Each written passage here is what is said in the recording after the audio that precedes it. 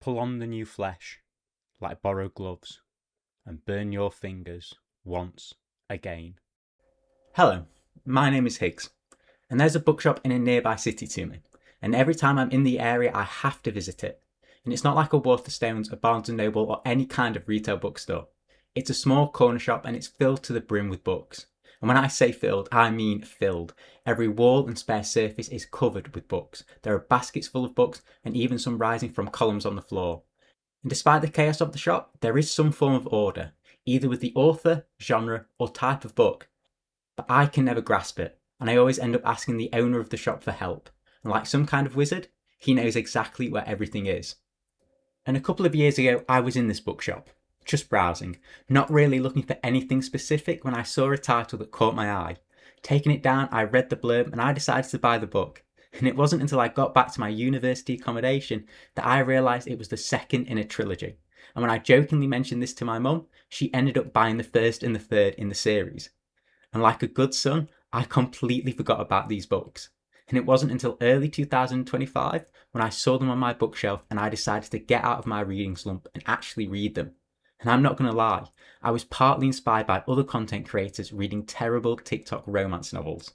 And I don't think there is anything further from a TikTok romance novel than the noir cyberpunk thriller that is Altered Carbon by Richard Morgan.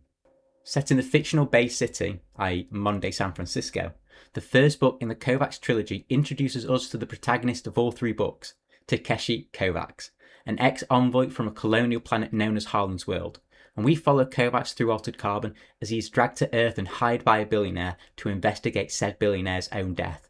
And I know that might not make a lot of sense, but just bear with me for now. Throughout this investigation though, Kovacs comes face to face with the cruel reality and injustice of the world he inhabits, experiencing it firsthand and becoming a perpetrator of that cruelty. These experiences slowly becoming the core of the book. They take over from the investigation that drove the plot forward in the first half. All the experiences that Kovacs has in the book, they shine a light on the terrible things people with power and influence are capable of doing to others. Altered Carbon is the first of the Kovacs trilogy, the other two books in the series being Broken Angels and Woken Furies. Broken Angels being the first book of the series that I originally bought. Now this video is going to be purely about the first book. So not to say that the other two aren't deserving of a video, because they absolutely are, as each book is distinctly different from the other. And I do hopefully intend on doing a few videos covering each book, as I love this trilogy to death, and I think it's far more deserving than just one half-assed video and a terrible Netflix adaptation. I do want to stress that this is my own interpretation of the book. I've purposely stayed away from anything Richard Morgan or anyone else has said in regard to this work because I don't want to be influenced by anything other than this book. Now I'm obviously going to be spoiling the vast majority of things that happen within it, so if you do want to read it, stop the video now and go and pick it up and read it for yourself. Fair warning before I do begin, there are some brutal things within the book. I've not overtly said what happens in some cases, and I've tried to be very careful with the language I've used in others. But I can't avoid talking about certain aspects of it, as it will take away from the characters and from the story. But with that out of the way, let's talk about Altered Carbon. And a couple of years ago, I was in this bookshop, just browsing, not really looking for anything specific when I saw a title that caught my eye. Taking it down, I read the blurb and I decided to buy the book. And it wasn't until I got back to my university accommodation that I realised it was the second in a trilogy. And when I jokingly mentioned this to my mum, she ended up buying the first and the third in the series. And like a good son, I completely forgot about these books. And it wasn't until early 2025 when I saw them on my bookshelf and I decided to get out of my reading slump and actually read them. And I'm not going to lie, I was partly inspired by other content creators reading terrible TikTok romance novels. And I don't think there is anything further from a TikTok romance novel than the noir cyberpunk thriller that is Altered Carbon by Richard Morgan. Set in the fictional Bay City, i.e. Monday, San Francisco, the first book in the Kovacs trilogy introduces us to the protagonist of all three books, Takeshi Kovacs, an ex-envoy from a colonial planet known as Harlan's World, and we follow Kovacs through Altered Carbon as he is dragged to Earth and hired by a billionaire to investigate said billionaire's own death. And I know that might not make a lot of sense, but just bear with me for now. Throughout this investigation though, Kovacs comes face to face with the cruel reality and injustice of the world he inhabits, experiencing it firsthand and becoming a perpetrator of that cruelty. These experiences slowly becoming the core of the book. They take over from the investigation that drove the plot forward in the first half. All the experiences that Kovacs has in the book, they shine a light on the terrible things people with power and influence are capable of doing to others. Altered Carbon is the first of the Kovacs trilogy, the other two books in the series being Broken Angels and Woken Furies. Broken Angels being the first book of the series that I originally bought. Now this video is going to be purely about the first book. So not to say that the other two aren't deserving of a video, because they absolutely are, as each book is distinctly different from the other. And I do hopefully intend on doing a few videos covering each book, as I love this trilogy to death, and I think it's far more deserving than just one half-assed video and a terrible Netflix adaptation. I do want to stress that this is my own interpretation of the book. I've purposely stayed away from anything Richard Morgan or anyone else has said in regard to this work, because I don't want to be influenced by anything other than this book. Now I'm obviously going to be spoiling the vast majority of things that happen within it, so if you do want to read it, stop the video now and go and pick it up and read it for yourself. Fair warning before I do begin. There are some brutal things within the book. I've not overtly said what happens in some cases, and I've tried to be very careful with the language I've used in others. But I can't avoid talking about certain aspects of it, as it will take away from the characters and from the story. But with that out of the way, let's talk about Altered Carbon. I've attempted to make this summary as concise as possible, but in order to do that, I've had to rewrite and re-record this section multiple different times, as I keep on getting carried away and adding stuff to it that I can't afford to keep in at this point, because the runtime's already looking incredibly long. I will be diving deeper into the themes and the characters of the story later on in the video. This section is purely about the summary. It's just the book from start to finish, including spoilers, obviously, and all the things that I deem relevant.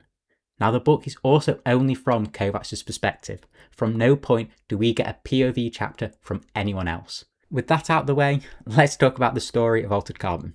Now Altered Carbon opens millions of miles away from Earth, on Harlan's world, a colonial planet under the control of the UN Protectorate, which is the governing body of humanity in this series. Now Harlan's world is the home planet of the trilogy's protagonist, Takeshi Lev Kovacs. Now Kovacs is introduced alone in a kitchen, high on a substance called tetrameth, methodically inventorying a series of weapons laid out in front of him, all while his partner, a woman by the name of Sarah Sechklowska, sleeps in the next room. Now at some point Sarah wakes, and the pair begin to banter back and forth, and it's during this bantering that they are raided by the police.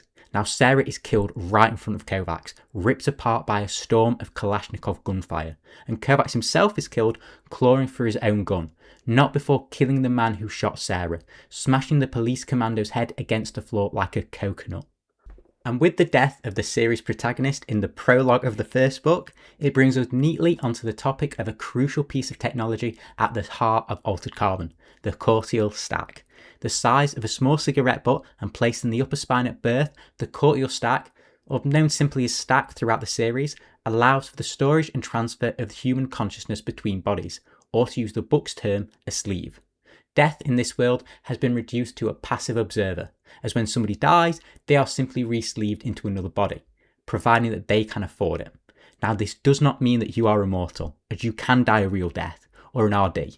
If your cortial stack is destroyed and you have no backup, you will suffer a real death. Now think of a backup in this context simply like how you view a backup with your own PC drives. If the drive is destroyed and corrupted, all that's on it is gone. But if you have a backup, you can restore it to that last point, with the caveat in Altered Carbon that you will not remember what happened after that last backup. Kovacs returns from the dead, waking in a tank in the Bay City storage facility. Now Bay City is San Francisco. For some reason, Richard Morgan is just calling it Bay City, but we'll go with it. Now Kovacs has been re-sleeved into another man's body, and he's been pulled from storage on a 6-week-long rental agreement to do a job for a man by the name of Lawrence Bancroft. But waiting outside the facility are the police, led by one Lieutenant Kirsten Ortega, who instantly recognises Kovacs in his new sleeve despite them being in a room full of people. And Ortega tells Kovacs that the Bancroft case is closed. It was an open and shut suicide, and it was her case. But regardless of this, she offers him a lift to the estate anyway. And on the way out of the facility, they pass by a group of Catholic protesters, demonstrating against a UN Resolution 653. A resolution which would temporarily see Catholics re-sleeved to give evidence at criminal trials, and in some cases, their own murder trials. Now, the Vatican has deemed this as blasphemy, as they believe that the stacked technology goes against the will of God. At Suntouched House, the Bancrofts estate, Kovacs meets with Miriam Bancroft, Lawrence's wife for over 250 years, who is sleeved in the body of a beautiful young woman. Now, Ortega leaves at this point, not before exchanging sharp words with Miriam Bancroft. Now, Miriam takes Kovacs to meet with Lawrence, where Lawrence explains his case to Kovacs. Lawrence Bancroft was found dead in his office, apparently by suicide. Re-sleeved into one of his waiting clones, he has no memory of the past 48 hours that lead up to his death, and he is adamant that he is not the kind of man to kill himself. And he has hired Kovacs on the basis of his qualifications as an envoy, a rapid deployment special forces unit that was developed by the UN to crush rebellions and usher in regime changes on other worlds, and on the word of an associate they share, a woman by the name of Raylene Kawahara. After speaking with Lawrence, Kovacs interviews his wife, Miriam. Now, the interview with Miriam is a mess. It's essentially a duel between Miriam and Kovacs. Miriam is constantly using her body and her wit to keep Kovacs off balance. Now, it doesn't help that Kovacs is suffering from something called download dues, a cognitive sluggishness that comes from being re-sleeved that throws your hormones into chaos. After conducting both interviews, Kovacs is taken to the Hotel Hendrix, an AI hotel named after the greatest guitarist who's ever lived, and is genuinely one of the best characters in the entire book. As whilst checking in, Kovacs is accosted by two people who know him by name. And when Kovacs becomes a paying member of the Hendrix promptly shoots the accosting pair with a ceiling-mounted auto turret. Now, Ortega arrives again to identify the accosting pair as Kadamin, aka Dimmy the Twin, a professional contractor just like Kovacs. Following this, the investigation begins in earnest. Escorted by the Bancroft family lawyer, Omuo Prescott, Kovacs visits the family vault on Alcatraz, run by Psychosec, a company Bancroft owns. Now, the visit comes to nothing. It's essentially a testament to the family's wealth. What's interesting is when they go through the multitude of death threats Bancroft receives, Kovacs asks Omuo about Lila Begin, a name given to him by Ortega. Now, Lila Begin was a prostitute who was used by Bancroft and allegedly became pregnant with his child. She was assaulted by Miriam at 7 months and lost the baby. Following this information, they filter down the death threats until Kovacs is going to a town called Ember to speak to one Victor Elliott. Now, Victor Elliott's wife Irene was put into storage for stealing and selling digitized memories, and while in storage, her sleeve was bought by a corporate executive who now wears it every other month. Their daughter Elizabeth Elliott learnt of this and promised her father that she will earn enough money to get her mother back. Now, Elizabeth ends up working at a brothel called Jerry's Closed Quarters, where she meets Lawrence Bancroft, who she naively thought she could blackmail into freeing her mother. And Elizabeth was killed for this. After speaking with Victor Elliott, Kovacs goes straight to Jerry's, hires a room and a woman by the name of Aniome, and gets her to talk by pretending to be Irene Elliott looking for her daughter. Aniome trusts Kovacs enough to tell him her real name, Louise. Leaving, Kovacs is dragged into a street fight by a man who recognises his current sleeve and is saved by Ortega, who drives him back to the Hendrix, where Miriam Bancroft is waiting. Miriam and Kovacs sleep together, Miriam offering to take Kovacs to her private island as long as he drops the investigation and lies to her husband, something that Kovacs refuses to do. The next day, Kovacs returns to Jerry's to find Louise dead, her body showing clear signs of torture. Detained by Jerry, his men, and a woman in a synthetic sleeve named Trep, Kovacs is taken to the black market facility called the Way Clinic, where he is placed into a virtual interrogation software and tortured. Now, Kovacs is able to break up this experience by retreating deep into his memories. He remembers the Inenin massacre, the ghost of his friend Jimmy DeSoto appearing, who died at Inenin, and he remembers a Quellis gorilla named Iphigenia Demi, who detonated explosive implants within self rather than break under torture. Her last words allegedly being, "That's fucking enough." Inspired by her, Kovacs forces his own heart to stop to escape the torture and bluffs his way out of the Way Clinic by convincing his captors to take him to their boss, somebody known only as Ray. And en route to Ray, Kovacs kills Trep and the rest of his escort. And it's at this point that the book shifts, from an investigation into a murder into something far more personal. heralded by a quote from Quellcrist Falconer, a revolutionary philosopher from Harlan's world whose ideology bleeds through this entire novel. Now Kovacs returns to Jerry's and kills every single person he can find, destroying their stacks, a real death, keeping Jerry alive long enough to learn that Kovacs' sleeve belonged to one Elias Riker, a former cop who was Ortega's partner and later lover, before being arrested and framed for a crime he allegedly committed. And using Jerry one last time, Kovacs bluffs his way back into the Wade Clinic and kills everyone there too, destroying all the stacks in the process. Summoned to Suntouched House the following morning for a dressing down, Kovacs sees Miriam Bancroft playing tennis with Riley and Kawahara's son. But in his meeting with Bancroft, he calls Lawrence out for deliberately choosing Riker's sleeve to get back at Ortega, something that Bancroft admits to doing, along with admitting that he still uses prostitutes, but waves it away as not deeming it relevant to Kovacs' investigation. Now it's at this point that Kovacs and Ortega agree to work together. They interrogate Kadamin in virtual reality, and Kovacs and Kadamin trading Quell quotes back and forth. The pair then bugs Kadamin's lawyers and trace two outbound calls, one to the Panama Rose, a cargo ship turned into a fighting arena run by a synthetic announcer called Carnage, and the other to Suntouched House. Ortega then arranges for Kovacs to meet with Lila Began in virtual reality, but as Ortega and Kovacs are leaving the virtual broker they use, they're ambushed. A synthetic sleeve speaks Iphigenia Demi's last words to Kovacs and calls him by name. Kovacs recognises the trap and shoves Ortega clear before the synth detonates. He tells Ortega the Patchwork Man story, an old folktale from Harlan's world, and tells her to keep her head down, as Kadamin is free and is on the hunt for them. Separating, Kovacs retraces his steps all the way back to the Bay City storage facility, confronting its director, Sullivan. Tret reappears as he does so, much more cordial this time, and takes him to Spain to meet Ray, revealed to be Raylene Kawahara. And Kawahara demands Kovacs construct a lie to end the Bancrofts' investigation. And when Kovacs refuses, she reveals her leverage, Sarah Serchklowoska. Bought from stories from Harlan's world, Kawahara will use Sarah to pioneer a new generation of interrogation software unless Kovacs complies. With no other choice, Kovacs agrees. And on a subsequent bender in Madrid with Trep, a hallucination of Jimmy DeSoto gives Kovacs the idea to use a viral strike. Returning back to Bay City, Kovacs is reunited with Ortega, and after a heated argument, the pair sleep together. The morning after, however, Kovacs decides to tell Ortega everything that's happened, and Ortega agrees to help Kovacs with his plan.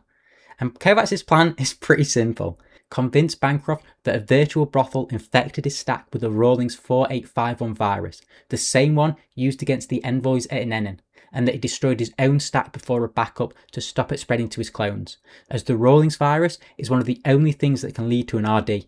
And Kawahara willingly supplies the virus and the funds, but Kovacs insists on pulling Irene Elliott from storage for the install. For her, it's personal as well. During this planning though, Kovacs realises that Kawahara framed Riker, and when he tells Ortega that there is a chance to clear Riker's name, she doesn't take it very well, storming off and leaving Kovacs all on his own. Somehow though, the lie works, and Bancroft believes Kovacs' concoction, and it's during the conversation that the final pieces fall into place, as Kovacs spots a recently used telescope that Bancroft claims hasn't been touched in centuries. Looking through it, Kovacs can see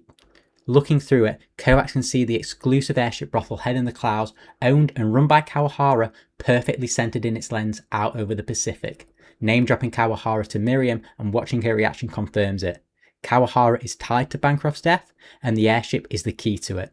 But before Kovacs can act on any of this information, Kadamin resurfaces for one final confrontation, with Ortega as a hostage, and offers a trade, Kovacs for Ortega. And Kovacs takes this deal. Stunned and hauled to the Panama Rose, Kovacs and Kadamin fight before a bloodthirsty crowd. Outmatched and outgunned, Kovacs has his shit kicked in, kept conscious only by the ghost of Jimmy DeSoto, who tells him to get to the next screen. Kovacs is then saved by Trep and Ortega's current partner, Batista, who arrive in style and gun down Kadamin. With no other distractions, Kovacs and his motley crew of Ortega, Batista, the Hendricks, Irene Elliott, and a few others plan the raid on Head in the Clouds. To sell the ruse, Kovacs double sleeves, a crime punishable by erasure. One version, in Riker's body, accepts Miriam's offer and goes to her private island, and the other, in a top-of-the-line sleeve, sneaks aboard Head in the Clouds to force a confession from Kawahara. And Kawahara tells Kovacs everything. How she framed Riker, how Bancroft did kill himself, as Kawahara had invited him aboard to back her against Resolution 653, and when Bancroft refused, she said no hard feelings, gifting him a prostitute, and at its climax, Bancroft killed her, taking his own life after the act. Kovacs then reveals his trump card to Kawahara, as Kawahara's stack has been infected with the Rawlings virus as well, via Irene Elliott hijacking her update. But before Kovacs can even contemplate shooting Kawahara, Trep arrives and stuns him. But upon realising who he is, she turns on Kawahara as well, drawing her own gun to shoot the woman. But before she can land a shot, she's immobilised by Kawahara. Though Trep's rebellion is a failure, she gives Kovacs enough of a chance as he gets up and slams into Kawahara, the pair wrestling over one another until they end up against an angled window overlooking the sea. Overpowering Kovacs, Kawahara carves deep into his eye, destroying the camera that holds her confession. Refusing to give up though, Kovacs wraps his legs around her, quote Iphigenia Demi one last time and blows open the window with microgrenades, the pair falling down towards the sea. Kawahara screaming and slashing at his face the whole way down, until Kovacs cups his final grenade against her skull and detonates it, ending Riley and Kawahara for good. The final chapters of Altered Carbon deal with the aftermath of the raid in Head in the Clouds. Kawahara is investigated and Riker is cleared of all charges. Kovacs says a final goodbye to Miriam, telling her that he can't remember what happened between them on the island, as that version of him has been erased, gone for good. But as one final favour, he's had the Hendricks delete the footage of them together. Now Lawrence Bancroft does pay Kovacs in full, but through his lawyer, barring Kovacs from ever contacting the family ever again, and officially, it's because he lied to Lawrence, but in reality, it's because Kovacs has slept with Miriam. And at the very end, in the Bay City storage facility, Kovacs and Ortega say goodbye, sharing one final awkward kiss before Kovacs returns to Harlan's world, never to return to Earth. Takeshi Lev Kovacs, aka Mamba Lev, One Hand Rending, and the Ice Pick, is one of, if not my favourite protagonist in any book that I have ever read. And the reason why is that Kovacs isn't just a one-dimensional character. He's not just a stereotypical edgy anti-hero that is common throughout so many other similar pieces of work. Kovacs is a character with lived experiences that go beyond the scope of the book, which have melded him into who he is. Throughout the story, he experiences a vast array of emotions that range from love, hate, anger, and strangely for this type of protagonist, genuine fear. And within this short snapshot view of his life, we can see him change again, moulding into something new entirely. Throughout the book, we see that Kovacs is capable of incredible feats of intense, brutal violence and destruction. He has no qualms in killing, maiming, hurting, or deceiving others. He is genuinely a thug, and he knows and accepts it. He agrees with director Sullivan. You said it, Sullivan. I'm a thug. Not a respectable criminal like you. I'm not a meth, not a businessman, and I have no vested interest, no social connections, and no purchased respectability. It's just me, and you're in my way. And yet, underneath this thuggish exterior, there's a rebel. There's a man who sees and feels the injustice and cruelty of the world around him, but fights back against it, regardless of the consequences that will inevitably hit him. I mean, this is a man who quotes Quell, a revolutionary fighter, to a UN official, the very person that Quell fought against, even saying that she had a point. Progress? It's difficult to define, Your Honour. As Quell would have it, they come to me with progress reports, but all I see is change and bodies burnt. Ah, you're from Harlan's world then, Erkin said politely. And do you consider yourself a Quellist, Mr. Kovacs? I let the smile become a grin. Sporadically, I'd say she had a point. To say this to a UN official is phenomenal. It's like somebody going into the Trump administration and quoting Karl Marx or fucking Che Guevara. It's just not the thing to do. Now, before I get ahead of myself in talking about Kovacs, I do need to explain what an envoy is in the context of the book. And I know I've made a brief mention of them earlier, but this is going to be a bit of a more in-depth explanation. Now, the envoys are a special forces unit developed for and by the UN, and they were developed in response to the rebellions that kept popping up throughout the colonial world. Now, space, I'm not sure if you're aware, but it's pretty fucking big, and it takes a while to get from anywhere by space travel. And in the world of Altered Carbon, you could put a bunch of Marines into combat-ready sleeves on a world, but it's not a reliable system. The Marines are going to be disorientated, slow to adapt, and quite likely psychologically compromised. Sleeving into a body that's not your own is already a jarring experience, but throw in an active combat zone and you've got a recipe for disaster right there. Enter the envoys, taking psycho-spiritual techniques from Oriental cultures on Earth, Think of meditation, reconciling the mind, body, spirit, that kind of stuff, but distilling them down into training systems that hardwire the mind to think and act radically different than a normal person. An envoy can absorb a new environment more quickly, adapt to a new sleeve faster, and filter through and connect random pieces of information that seemingly have no relevant connection. At a stretch, you could say that they are in a constant state of flow. I work by absorption. Whatever I come into contact with, I soak it up and use that to get by. In the Envoy core, they reverse humanity. You see the sameness first, the underlying resonance that lets you get a handle on where you are. Then you build up the difference from the details. Despite this almost superhuman-like abilities though, the training does take something away from the person. It strips them of a part of their humanity, a part that makes them fully human. MC Carnage at the Panama Rose muses as to whether Kovacs has traded in his unpredictability and soul for his powers, replaced with an unrestrained will to cause harm and violence. When they make an envoy, do you know what they do? They burn out every evolved violence limitation instinct in the human psyche. Submission signal recognition, pecking order dynamics, pack loyalties, it all goes, turned out one neuron at a time and replaced with a conscious will to harm. That's what an envoy is, a reassembled human, an artifice. There's obviously going to be some comparison to the witches in Andrzej Sapkowski's works here, but that's not really an accurate comparison, because Kovacs has always had this will for violence. Before the envoys, he was a colonial marine, and even before that, he ran with the street gangs on Harlan's world. The envoys have just enhanced his capacity for violence. The violence that Kovacs exhibits throughout the book is fueled in part by a deep-seated anger, one that has its beginnings all the way back in his childhood with his father. Now, we don't get a lot of information about Kovacs' dad, and every time we learn something about him, it's unwilling. Something will trigger a memory of Kovacs' dad. The family reunion at the Bay City storage facility calls forth a memory of Kovacs' father walking past him and the rest of his family when he was re-sleeved. Kovacs bitterly thinking that he was drunk on the luck of drawing a new sleeve that wasn't as alcohol-wrecked as his last one was. I don't know if he was ashamed to confront us, or more likely, too set up with the look of drawing a sleeve sounder than his own alcohol-wrecked body had been, and already plotting a new course for other cities and younger women.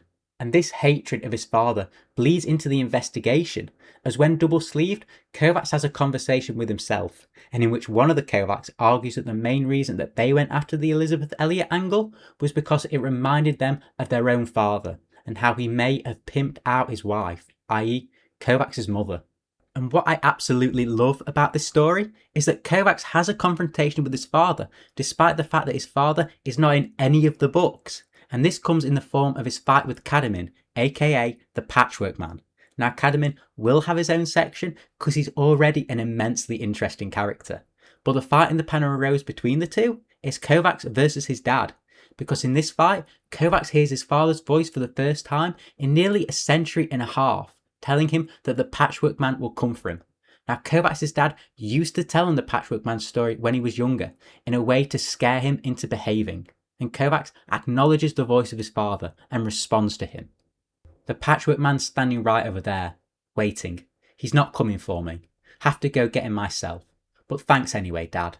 Thanks for everything. And by the end of their fight, Kovacs is the winner. And when he kills Kadamin, he symbolically kills his father, and finally is able to move on. This anger that Kovacs possesses isn't just limited to his father. It's evident that Kovacs has other things that make him angry, that fuel this unending well of hate he has. It's just that the hate he has for his dad is able to bleed through his envoy conditioning, because for the most part, he's able to keep it locked down and control his anger, not act on it, despite the fact there are things that clearly affect him. I could feel an old fury building in me that had nothing to do with my current problems. Something that had accrued through the years in the core and the emotional rubble that you got used to seeing like silt on the surface of your soul. Virginia Vidora, Jimmy DeSoto dying in my arms at Inenin, Sarah. Her loser's catalogue, any way you look at it. I locked it down. And when this control finally breaks in the book, it represents the shift in Kovacs, from a rich man's thug to a rebel, taking it fucking personally.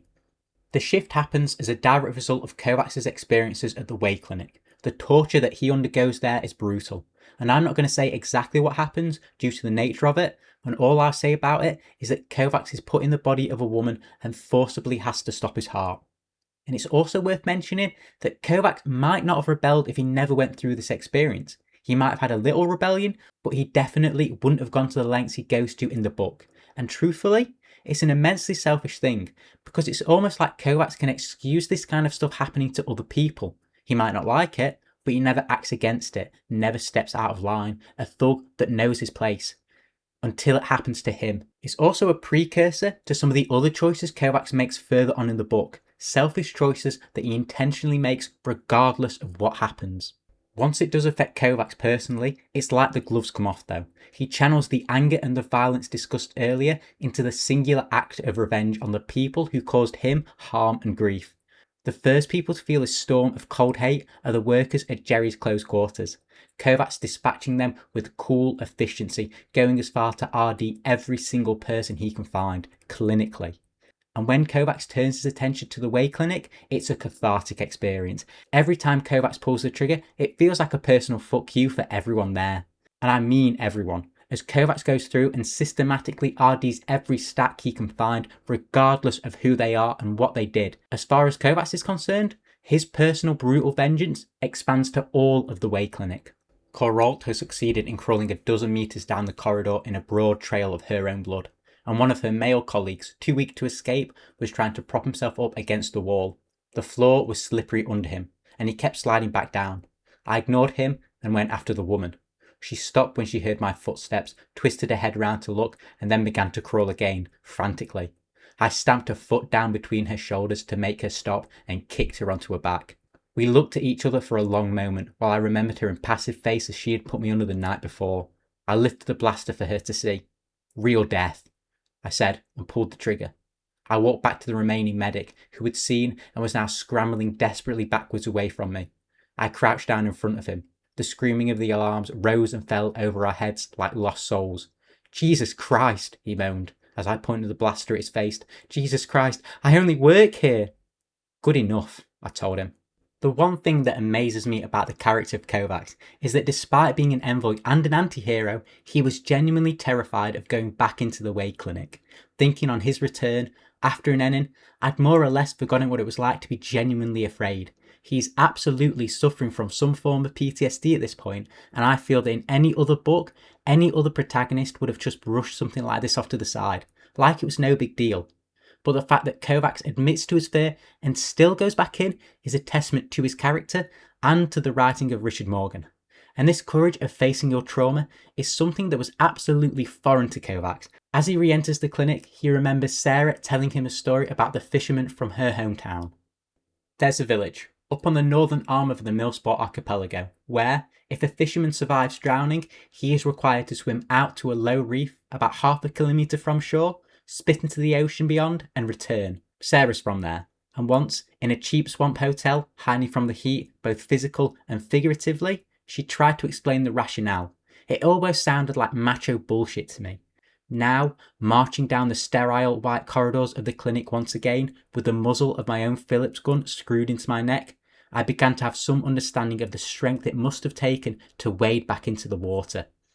Kovacs originally dismissed this as macho bullshit, but now, faced with it himself, walking back in, he finally understands the courage it must take. And once Kovacs decides to rebel, to take it personally, the trickle of injustices that he has been privy to slowly grows and grows until after the fight with Kadamin, when it finally roars and becomes a crashing wave. The personal grievances that Kovacs has with Kawahara, and to an extent with Bancroft, expands far beyond himself. It becomes about Louise, aka Aniome, about Elizabeth Elliot, Irene Elliot, and Victor Elliot, about Jimmy DeSoto and all the other people suffering at the hands of others with no way to fight back. Kovacs decides here to make sure that somebody will pay for all this, that somebody will be held accountable, despite the fact that he knows deep down it won't change a single thing. This decision, it's the culmination of all of what Kovacs has experienced during his time on Earth, and it's not without its consequences, as it will undoubtedly go on to trigger the end of his relationship with Ortega. Regardless of this, or despite this, he selfishly goes ahead. But this was worse than personal. This was about Louise, alias Aniome, cut up on a surgical platter. About Elizabeth Elliot, stabbed to death and too poor to be re-sleeved. Irene Elliott weeping for a body that a corporate rep wore on alternate months. Victor Elliott, whiplash between loss and retrieval of someone who was and yet was not the same woman. It was about Jimmy DeSoto, clawing his own eye out in the mud and fire at Inenin, and the millions like him throughout the Protectorate. Painfully gathered assemblages of individual human potential pissed away into the dung heap of history. For all these and more, somebody was going to pay. This rebel aspect of Kovacs' character stems from an interesting and equally personal space, that of his homeworld's most famous revolutionary, Quellcrist Falconer. And I've mentioned Quell a bit throughout the video without really going into too much detail as to who she is. And strangely enough, that's because there's not a lot of information about her in the book. She's mentioned a fair amount, but only through the use of her quotes and poems.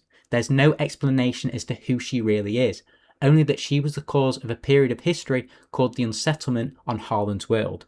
We can definitively say that Quell is a left-wing revolutionary from the use of her quotes, but that's all. But still, she has this overwhelming presence in the book.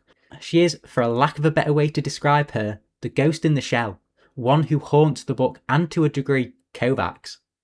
The influence that Quell has on Kovacs is evident throughout the entirety of the book. Kovacs quotes Quell to multiple people, going as far to channel the Quellist guerrilla Iphigenia Demi twice. First, during his interrogation in Virtual, and second, in his final confrontation with Kawahara at the very end of the book. And in both events, he utters Demi's famous last words. That's fucking enough. Whether Kovacs is himself left-wing is up for debate, as I'm not entirely convinced he is, at least not for this book. He seems to enjoy and respect Quell's poems and ideas, but isn't fully committed to her ideology, instead leaning more into Quell's philosophy and her views on armed resistance. Now, the reason I believe this is due to the fact that Kovacs is willing and able to criticise the actions taken by the revolutionaries on his own home world. As when explaining the Patchwork Man story to Ortega, he speaks about the influence the Quellists had on the cotton industry. During the settlement, New Pest was the Bella cotton capital of the world. Conditions were bad even back then, and when the Quellists turned everything upside down, it got worse. The Bella cotton industry went into decline. There was mass unemployment, unrelieved poverty, and fuck all the unsettlers could do about it. They were revolutionaries, not economists. Not economists. Regardless of Kovacs' true thoughts about Quell and her ideas, it's clear that she is still a massive influence on him and on the decisions that he makes, the biggest one being the idea of taking things personally, as this stems from Quell. In a speech quoted in the book, she tells the disaffected to take it personally, and Kovacs takes this into his rebellion, purposefully using equipment that has a personal meaning to him. He chooses to use the Rawlings virus because it was used against the envoys at Inenin, personal, to carry termite microgrenades in memorandum of Iphigenia Demi into his assault on Head in the Clouds, personal, and to use Sarah Suchklawoska's favoured spider-load shard pistol in that same assault, personal. This philosophy of taking things personally extends beyond the scope of the book for Kovacs, as there is evidence that Kovacs took things personally way before we were introduced to him, and this comes up in a discussion Kovacs and Lawrence have regarding childish actions.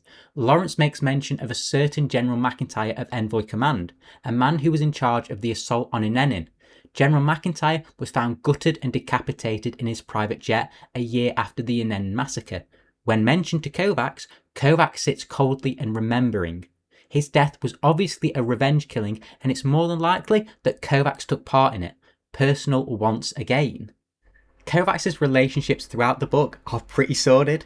Most of his relationships with the other men of the book are hostile to say the least. The only exception to this are Batista, who's a side character for Ortega, and Jimmy DeSoto, who's dead.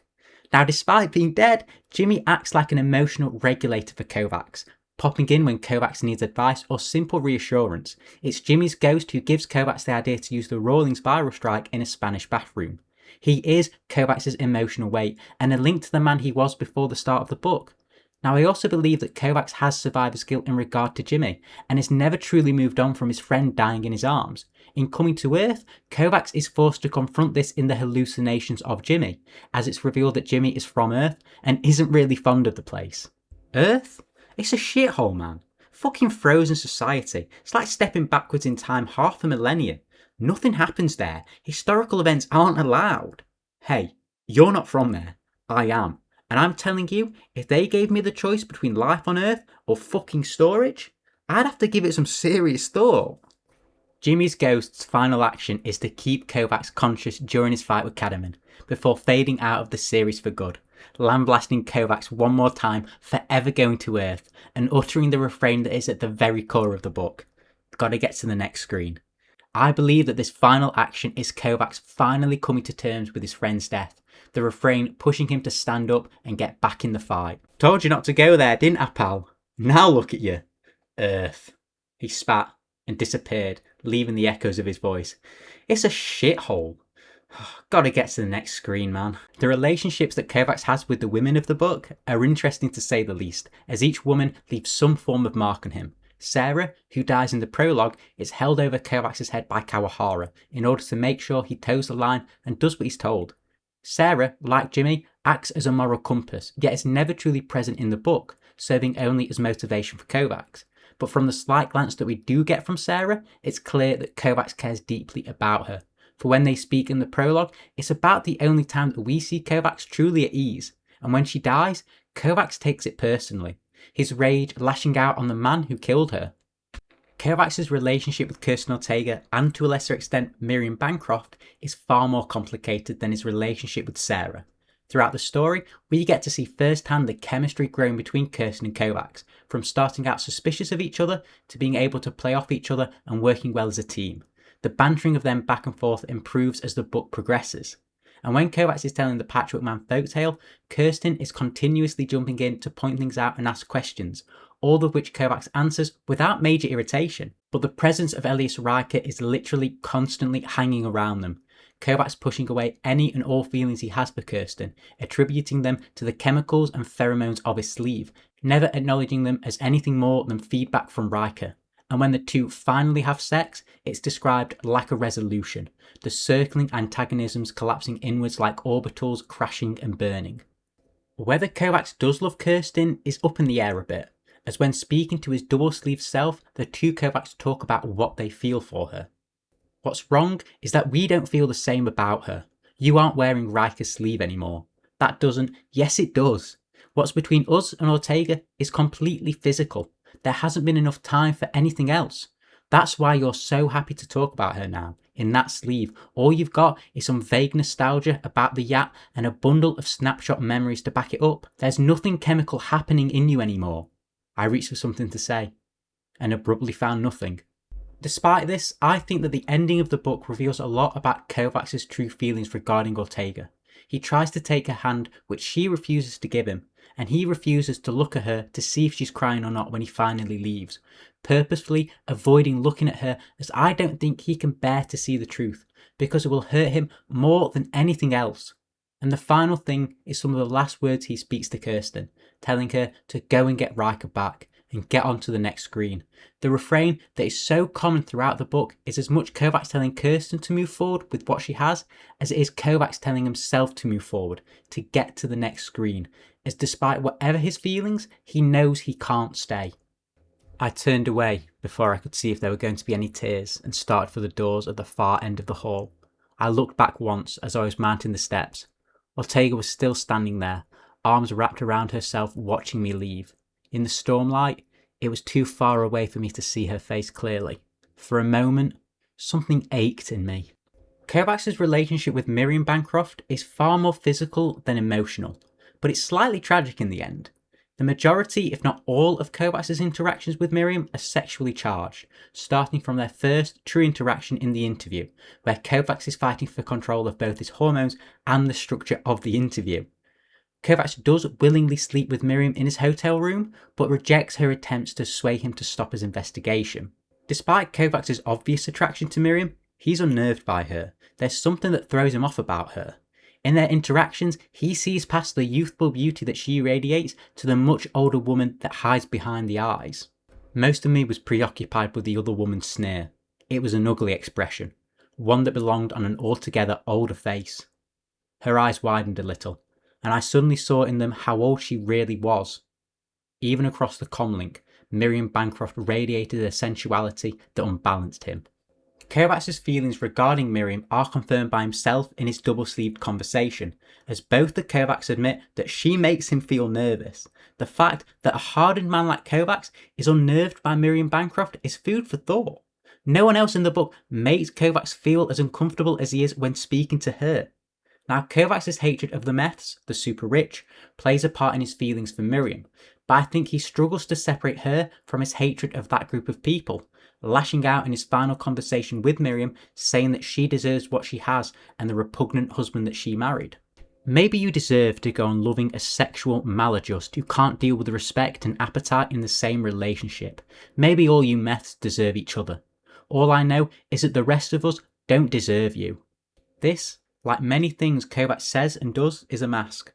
One that hides an uncomfortable truth that Kovacs doesn't want to face, which takes us to the tragic part of their relationship. The tragic aspect of their relationship comes from the fact that the Kovacs that could have felt anything emotional for Miriam simply doesn't exist anymore, as that version of the double-sleeved Kovacs was erased after the pair played a game of rock, paper, scissors. So we'll never truly know what Kovacs or the other version of himself felt for Miriam. And I think it's safe to say that the other version of Kovacs did grow some form of fondness for her in the end, as right before he is going to be erased, he asked the surviving Kovacs to delete the footage of Miriam dosing her husband's clone and of their romp in the Hendricks hotel room, without telling him why. And I reckon that Kovacs is again unnerved at the request he asks of himself, and the implications that surround it. Like I said, I don't know why. I stared at her, wondering if I was glad I couldn't remember or not. But he asked me to. If I won, it was part of the deal. He didn't tell me why. I would be wrong to not at least mention Louise, aka Aniome, as though she is only a small character, her death has a great effect on Kovacs, being one of the triggers for him to rebel and fight back.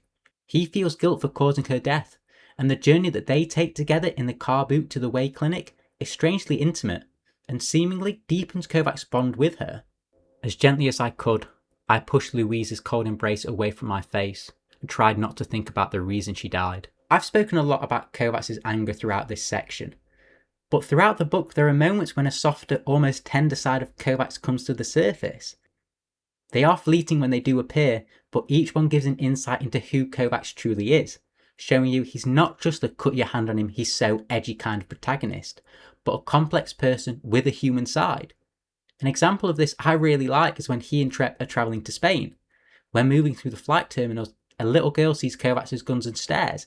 Instead of ignoring her or even trying to scare her, Kovacs makes finger guns and shoots at the girl, much to her delight. The little girl wasn't so easily bought. She stared up at me with wide eyes until I made a pistol out of my fingers and shot her with noisy sound effects. Then she showed her teeth in a huge grin and hid behind the nearest bench. I heard her shooting me in the back all the way along the aisle. And strangely enough, the character that we see Kovacs have the most tender moments with is Irene Elliott. Kovacs purposefully gets her out of storage to help him, despite Kawahara offering more experienced people, and Kovacs takes her straight to Ember to see her husband right after getting her out of storage, despite the time crunch that Kawahara has placed on him, waiting the entire night for her to be ready.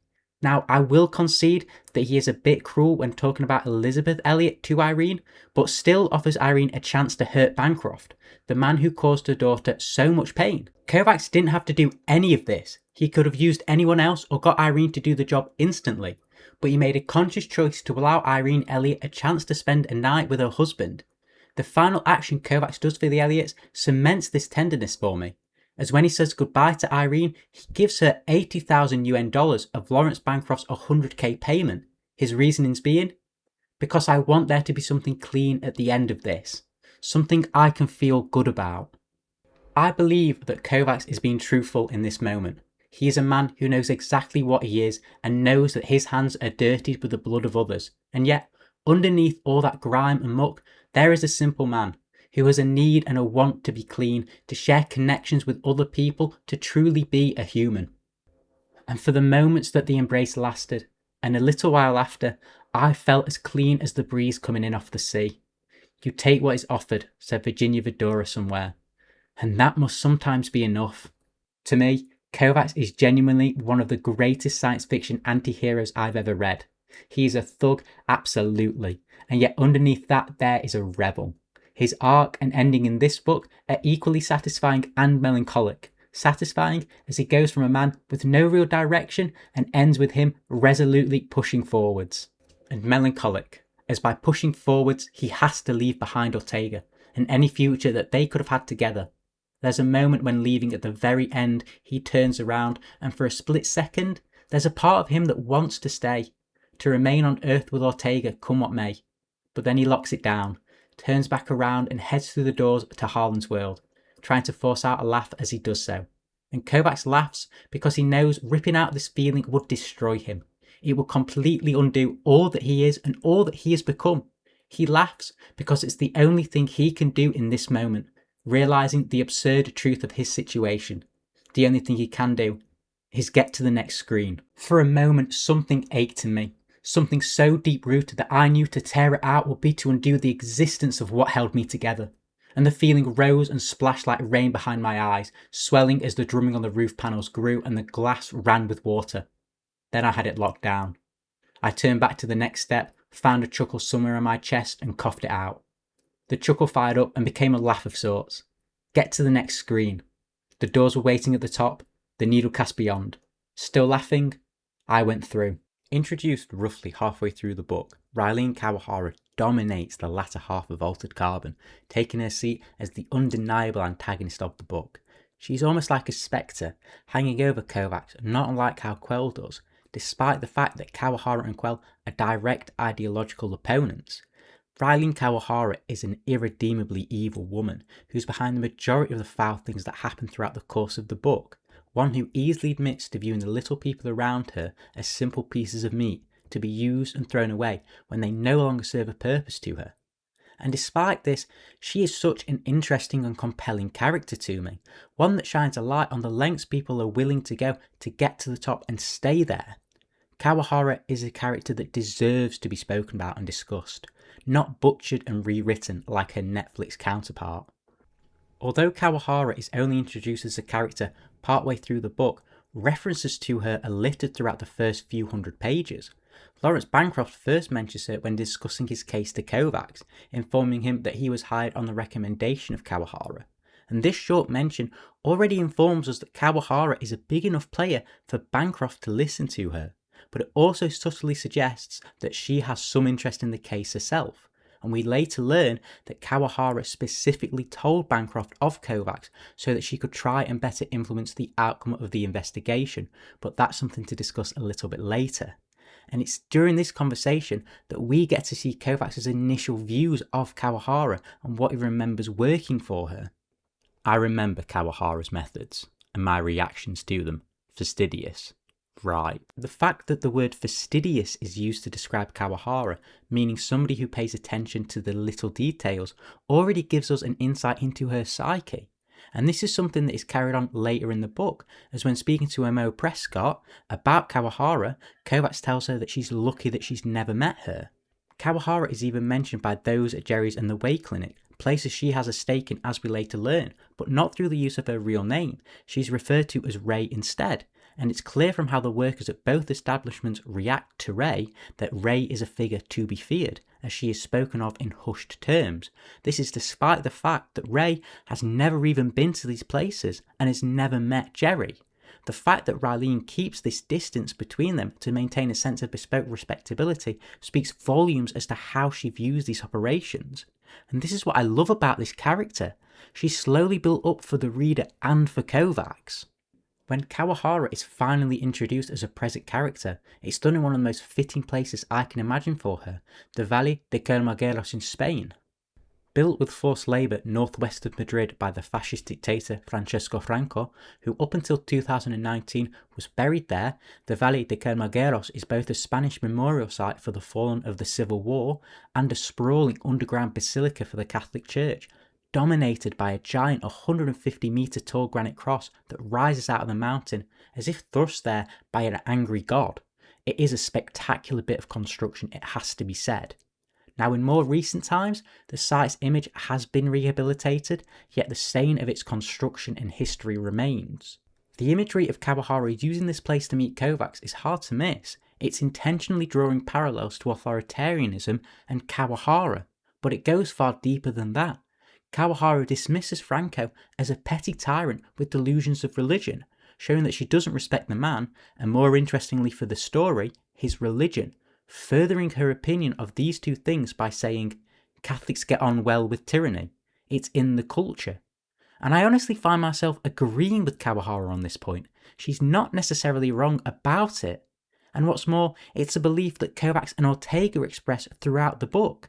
Ortega makes her distaste for the Catholics clear early on, saying that they've been grinding us down for the better half of 2,500 years. They've been responsible for more misery than any other organisation in history. And Kovacs laments that despite Louise's stack still being intact, as she's a Catholic, she can't come back because some guru had ordained otherwise. Kawahara's occupation of the basilica is already clear evidence of a blatant disrespect for the Catholic faith, but the cherry on top, I think, is what she actually is using the basilica for. At the end of the basilica, grey things were hanging in the air. For a moment, I thought I was looking at a series of shaped monoliths embedded in a permanent force field, and then one of the grey things shifted slightly in a stray current of the chilly air, and I suddenly knew what they were. Are you impressed, Takeshi-san? Storage for her clones. Kawahara is using the basilica to store her clones, suspending them in the air Christ-like. Along with her blatant contempt, Kawahara is showing that she views herself as either above or on the same level as the Catholic's God, a feeling that is echoed throughout the book, with the super-rich being named as Meths, short for the biblical figure of Methuselah, the oldest man in the Bible. And as strange as it may sound, this meeting at the Valle de Gelmagueros is the first out of only 2 face-to-face confrontations that Kovacs has with Kawahara. But it's in this meeting that we get to see firsthand the ruthless way that Kawahara operates and the dynamic between both Kovacs and Kawahara. And Kawahara is not presented as an aggressor in this meeting. Instead, she comes off as quite conciliatory to Kovacs, treating him like an old friend, or better yet, as a student who has started to slowly drift off track and needs kindly correcting. In fact, it's Kovacs who takes a more hostile stance to Kawahara, as when Kawahara first speaks, she does so in Japanese, the language spoken on Harlan's world, and Kovacs, for his part, doggedly refuses to speak the language, sticking instead to a Manglik, the common language of the series, almost in an attempt to not taint the language of his home world with Kawahara.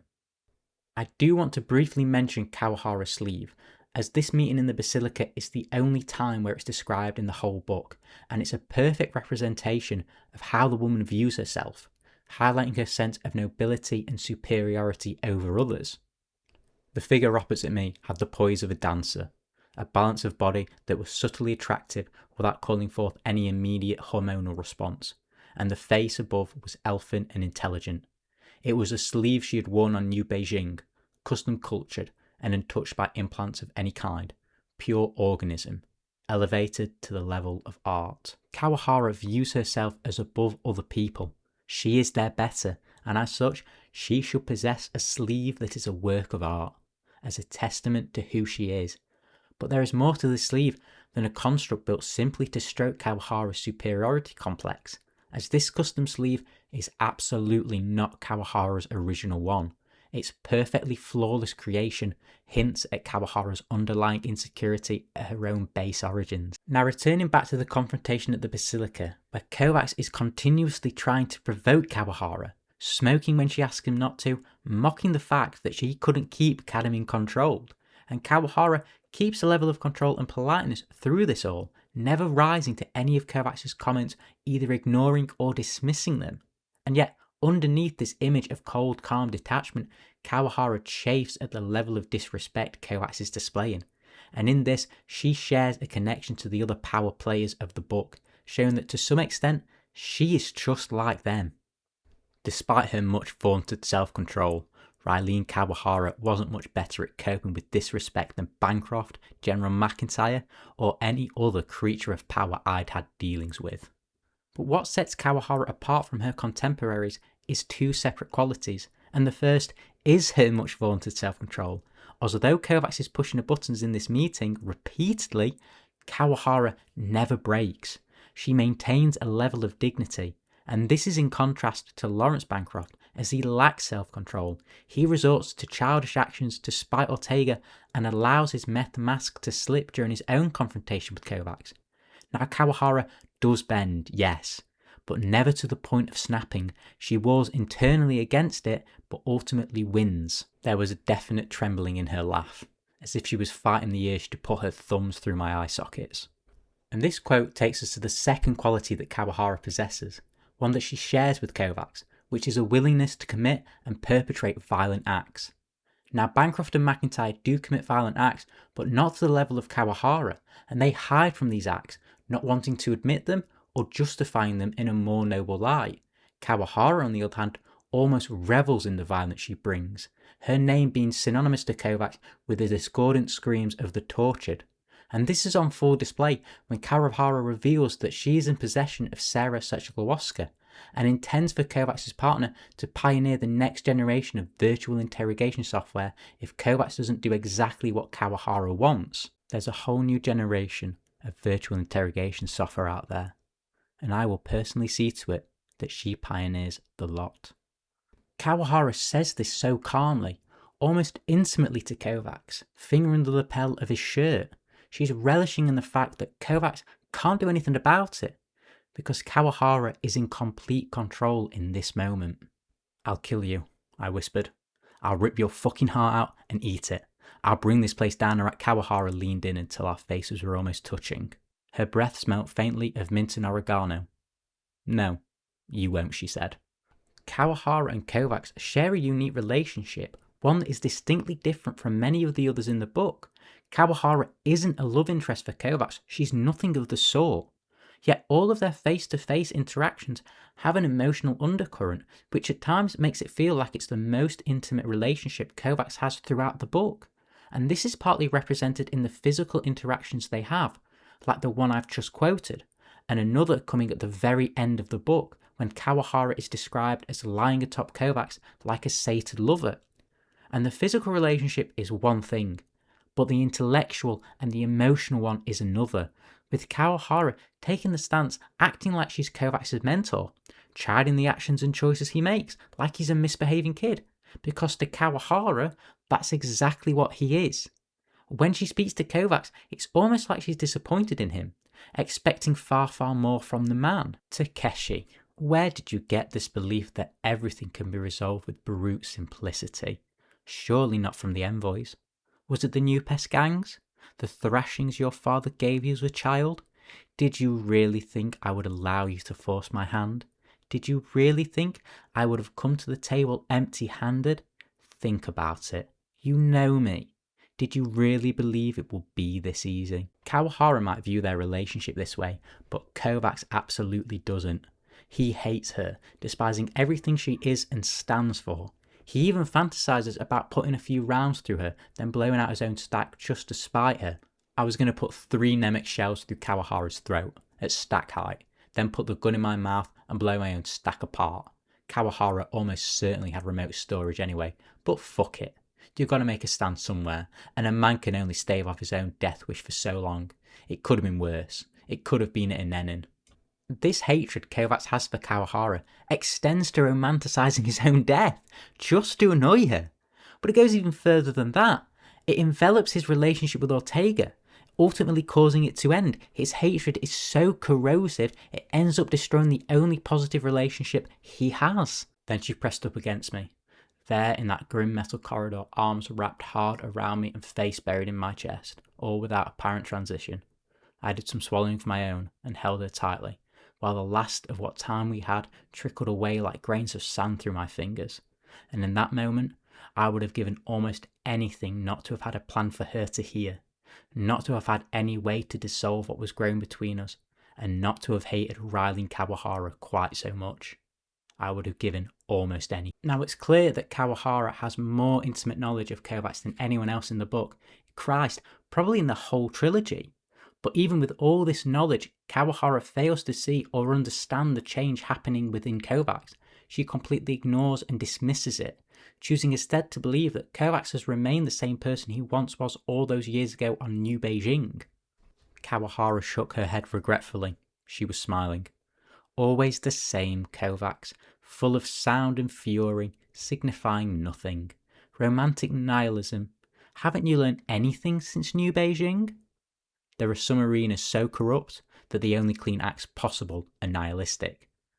Oh, that's Quell, isn't it? Mine was Shakespeare. But then I don't expect colonial culture goes back that far, does it? Kovacs quotes Quell to Kawahara's face, which should be a massive warning sign to her, but she just brushes it off, choosing instead to insult Harlan's world. Now, it sums up that she just doesn't understand Kovacs at all, or who he is now, which is her biggest failing, and it ultimately leads to her downfall. The final confrontation between Kawahara and Kovacs happens aboard the flying brothel Head in the Cloud, and it's in this final confrontation that we see Kawahara starts to unravel. This image that she's presented herself as starts to dissolve down to the very bone. And it starts the moment Kovacs walks in. Kawahara initially assuming that Kovacs is Kadamin, and when she realises the truth, she assumes that Kovacs is there to make sure she kept her word and freighted Sarah Sechenogorska back to Harlan's world, showing that she doesn't understand Kovacs' motives. She's still working under the impression that Kovacs hasn't changed, and when Kovacs tells her that it's personal between them, Kawahara mocks him, not understanding the danger that she's in. Ah, she cooed mock maternal. Did you get manipulated? I'm sorry. The next crack in Kawahara's image arrives when Kovacs compares her to a mother. In a blow that stings Kawahara to her very core, it seems. It's the first example of her mask of control fully slipping off, and this comes after Kawahara seemingly extends an olive branch to Kovacs, taking a softer tone with him, and revealing probably more personal details than she has to anybody ever, one which Kovacs throws right back in her face, and it's with this that Kawahara starts to slowly understand just how much of a change Kovacs has undergone. Kovacs. Kawahara's expression was suddenly almost tender. None of us asked to be dealt in. You think I asked to be born in Fission City, with a web-fingered dwarf for a father and a psychotic whore for a mother? You think I asked for that? We're not dealt in, we're thrown in. And after that, it's just about keeping your head above water. Or pouring water down people's throats. I guess you take after your mother, right? For a second, it was as if Kawahara's face was a mask cut from tin, behind which a furnace was raging. And it's from this point on that Kawahara's conciliatory persona vanishes, replaced instead with a more aggressive and calculating one. It's another break from the image she wants to present herself as. She brings up Kovacs' actions at the Way Clinic and the fact that he has been an extinguisher of human life on every world where it had managed to find a foothold, in an attempt to call Kovacs out on his hypocritical stance of morality. And Kovacs acknowledges this, acknowledging that he has done violent things for other people's profits, but he's done the one thing Kawahara can't do, and the one thing she will never understand, and that's to change. Kovacs has changed and learnt better, whilst Kawahara has remained in the same mentality all this time. The closer she gets to understanding this is when she tells Kovacs that he's been on the defensive ever since leaving the envoys, stating that a creature that lives on the defensive sooner or later comes to think on the defensive. She just doesn't then put it together the fact that Kovacs isn't on the defensive anymore, instead turn it round on herself, saying that she doesn't play on the defensive. When Kovacs is incapacitated by Trep in the final confrontation, Kawahara goes to check to see if he was telling the truth about infecting her stack with the Rawlings virus. When she sees he was telling the truth, she begins to swear more, a sure sign that Raylene Kawahara was rattled. Being rattled, she fails to see Trep's own rebellion taking shape. She's far more concerned with her own mortality. And in slowly unravelling her character, Kawahara is beginning to make more and more mistakes, showing that despite all her meth posturing, she remains at her core a fallible human being. When she realises Trep's betrayal, Kawahara begins to speak with a coarse accent, one that Kovacs has never heard before, and this is the final deconstruction of Kawahara's image. The appearance of this accent reveals just who Kawahara really is. That ought to hold your sport, she grated, jerking herself back to her feet, breathing heavily. Beneath the barely disarrayed elegance of her hair, I suddenly saw the face this new accent belonged to. The brutal satisfaction in that face was what her victims in Fission City must have seen as she made them drink from the dull grey flask of the water carrier. Kawahara is speaking at this point in her original Australian accent, an accent she has hidden for the past 300 years, as Fission City in the world of Altered Carbon is located in Western Australia.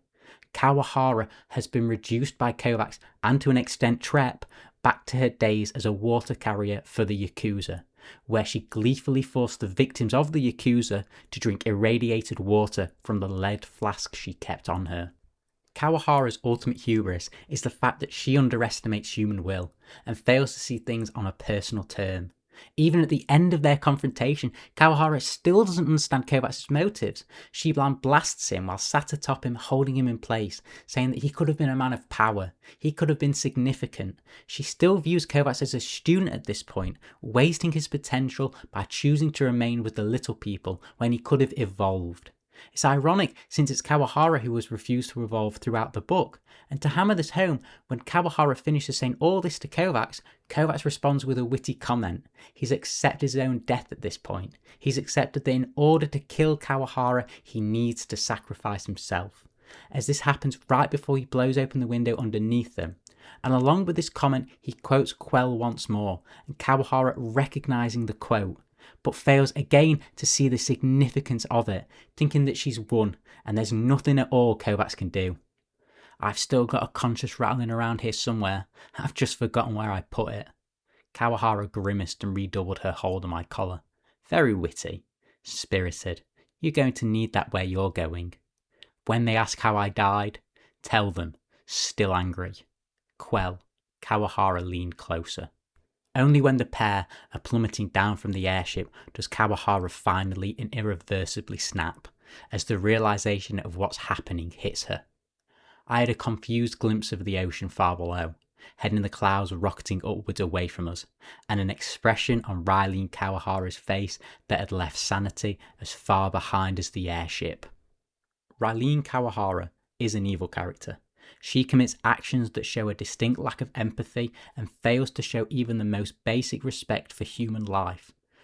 But in order to understand her character completely, we have to talk about her philosophy, as it dictates the things that she does. And Kawahara's philosophy is brutally simple. She sees no intrinsic value or worth in human life whatsoever.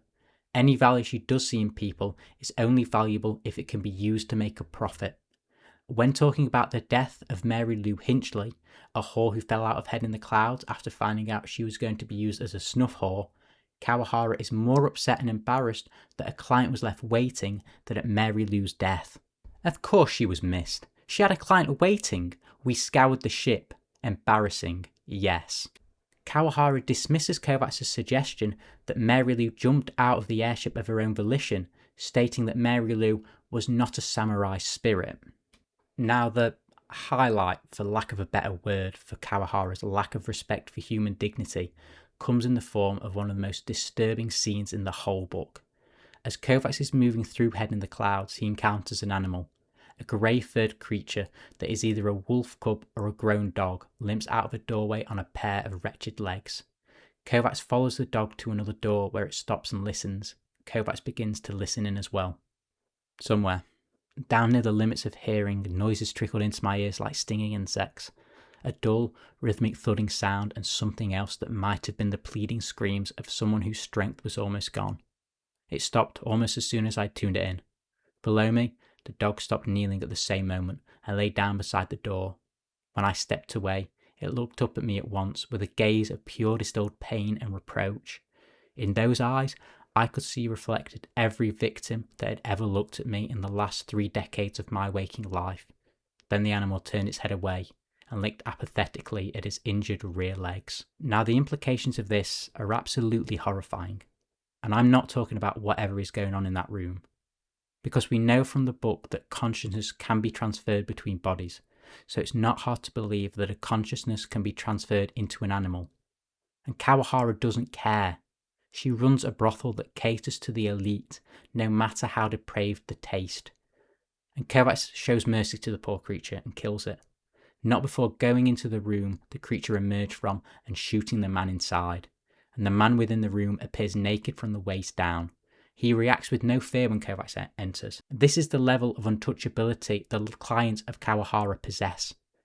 And though this is a cathartic action, both for the reader and for Kovacs, it eventually leads to Kovacs being stunned and apprehended by Trep, as the man's death triggers the security systems in the airship.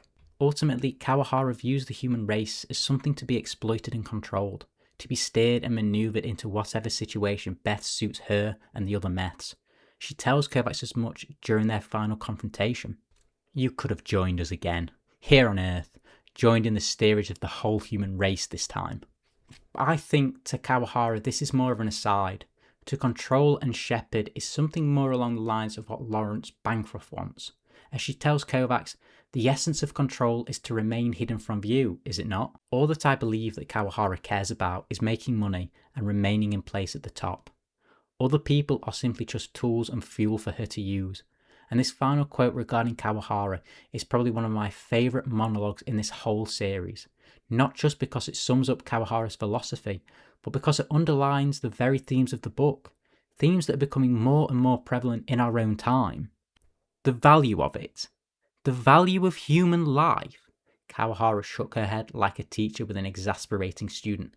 You are still young and stupid. Human life has no value. Haven't you learned that yet, Takeshi, with all you've seen? It has no value intrinsic to itself. Machines cost money to build, raw materials cost money to extract, but people? She made a tiny spitting sound. You can always get more people. They reproduce like cancer cells whether you want them or not. They are abundant, Takeshi. Why should they be valuable? Do you know it costs us less to recruit and use up a real snuff whore than it does to set up and run the virtual equivalent format? Real human flesh is cheaper than a machine. It's the axiomatic truth of our time. Raylene Kawahara enters the story a shadowy figure. Her significance merely hinted at until she reveals herself, holding the carrot and the stick for Kovacs to chase, always seemingly in control, until at the very end she is proven to be a false image, a charlatan, a person just like any of the others that she despises so much. But her ideology, much like Quell's, bleeds through this entire book, as she is a person Kovacs could have easily become. But his rejection of her is a rejection from the very book, from the author himself. Lieutenant Kirsten Ortega is in some cases the foil of Kovacs in the book. She is his direct opposite, a woman who views the law like it's a holy scripture, and to break it is tantamount to blasphemy, and the law to Kovacs being more of a challenge than anything else. Her view of the law in this way is almost ironic, considering her views on religion. Ortega is definitely not a fan of the Catholics, but she is a presence that never truly steps out of sight over the course of the book, but when she does, she is missed, not just by the reader, but by Kovacs as well. To simply call her Kovacs' love interest though, and leave it at that, is a massive disservice to her character. Though it does dominate her character over the course of the book, it does not reduce her in any way. Instead, it acts like a platform that elevates Ortega's character, and asks some questions that even the book leaves unanswered, which I find truly fascinating. Ortega is introduced early on in the book, as she's waiting for Kovacs in the Bay City storage facility, along with a bunch of other cops. And it's in these early chapters that we get a really good insight into the foundations of her character, one that doesn't really change over the course of the story. And first are the obvious things. Ortega instantly recognises Kovacs in a crowded waiting room. Now this is an early indicator that Ortega is familiar with the sleeve Kovacs inhabits, as when she gives him a pack of cigarettes later, it all but confirms this, as Riker was a prolific smoker. Now this is already showing us that Ortega has an invested interest in the sleeve Kovacs wears, and is going to be keeping an eye on him, something that she does throughout the course of the book. There's also a moment in this encounter when Ortega catches herself speaking to Kovacs like she'd known him for a very long time, and it's something that she continues to do throughout the first half of the book. And you can understand why she does this, as she's coming face to face with the sleeve of the man she loves, but the person staring back at her is a stranger. This has to be a jarring experience for her, and it's something I'm going to be speaking more about later, but it's worth keeping in mind as we go through her character. Now the other obvious thing about Ortega is that she isn't too fond of either the Catholics or the Meths. In regards to the Catholics, Ortega views them as a cult that stood in the way of every human advancement in the past few thousand years, going as far to call them freaks, and I used the quote I used earlier here. They've been grinding us down for the better part of 2,500 years. They've been responsible for more misery than any other organisation in history. Ortega dislikes the meths for other reasons, and this dislike is mutual, as the only conversation we see Ortega have with the meth is with Miriam Bancroft, and it's hostile to say the least, with sharp words being exchanged on both sides, ending with Miriam demanding the police leave, calling for armed guards, but not before gloating that the Bancroft chauffeur currently in police custody will be out by the evening. Ortega's dislike of the meths stems from the fact that she thinks that they believe themselves above the law, and she's not wrong in this, as both Bancroft and Kawahara view themselves as superior to the little people and their rules. But it goes far deeper than that, as Ortega hates the fact that despite viewing himself as above the law, something Ortega views as sacrosanct, Bancroft feels entitled to the full assistance of the police when he needs it, especially in the case of his suicide. When to Ortega, there are people who need the help of the police far more than Bancroft with his vast fortune and resources does. Now this explains why Ortega was so quick to close the Bancrofts case as an open and shut suicide, and I do think she closes the case quickly to be malicious and to try and get one over on Bancroft. But she does investigate the case, and to give her credit, it is a suicide. Maybe not open and shut, but Bancroft does kill himself. There are people out there who need us a lot worse than Bancroft does. Real death victims who weren't lucky enough to have remote storage when their stacks were blown out. Catholics getting butchered because their killers know the victims will never come out of storage and put them away. Organic damage cases who don't have the money to get re-sleeved unless the state can provide some kind of liability against someone. Now, I wade through this stuff 10 hours a day or more, and I'm sorry, I just don't have the sympathy to spare for Mr. Lawrence Bancroft with his clones on eyes and his magic walls of influence in high places and his fancy lawyers to put us through hoops every time some member of his family or staff wants to slide out from under. Now there's something interesting in that quote that you might have picked up on, something that to me deepens Ortega's character, that being her mention of the Catholics. Despite having a negative view of the Catholic faith, Ortega can put that to the side to acknowledge the fact that there are a group of people being taken advantage of, and that they can be victims deserving of justice. And make no mistake, the Catholics in this book are absolutely being taken advantage of. They are almost explicitly hired by Jerry and Kawahara, because if they die, they can just be discarded without any police investigation. This is exactly what happens to Louise, aka Anione. And this is why I think Ortega is so against Resolution 653, because it denies innocent victims a chance at justice, all due to some warped view of technology.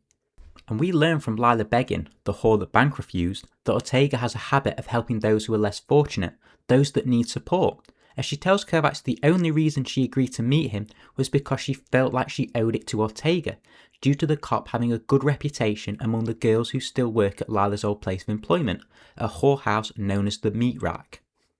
I still get back to Oakland, 2 or 3 times a year. I know the girls who work the rack now. Lieutenant Ortega has a good name there. Many of the girls owe her. You might say I'm paying off some favours. To me, this acts as evidence of Ortega using her position as lieutenant to give protection to those that are most vulnerable. And this belief of Ortega's can also be applied to meths, as strange as it sounds, because even though she hates them, I do think that she too believes that they should have their own justice should they need it. And I say this because when Kovacs accuses her of not caring about the Bancroft case, Ortega has a physical reaction to this comment. To protect and serve? I guess by the time you make lieutenant, you don't really believe that stuff anymore. Contact. A muscle jumped under one eye, and her cheeks pulled in as if she was sucking on something bitter. Now, despite hating the meths, she's still consistent on her views that justice should be given to everyone.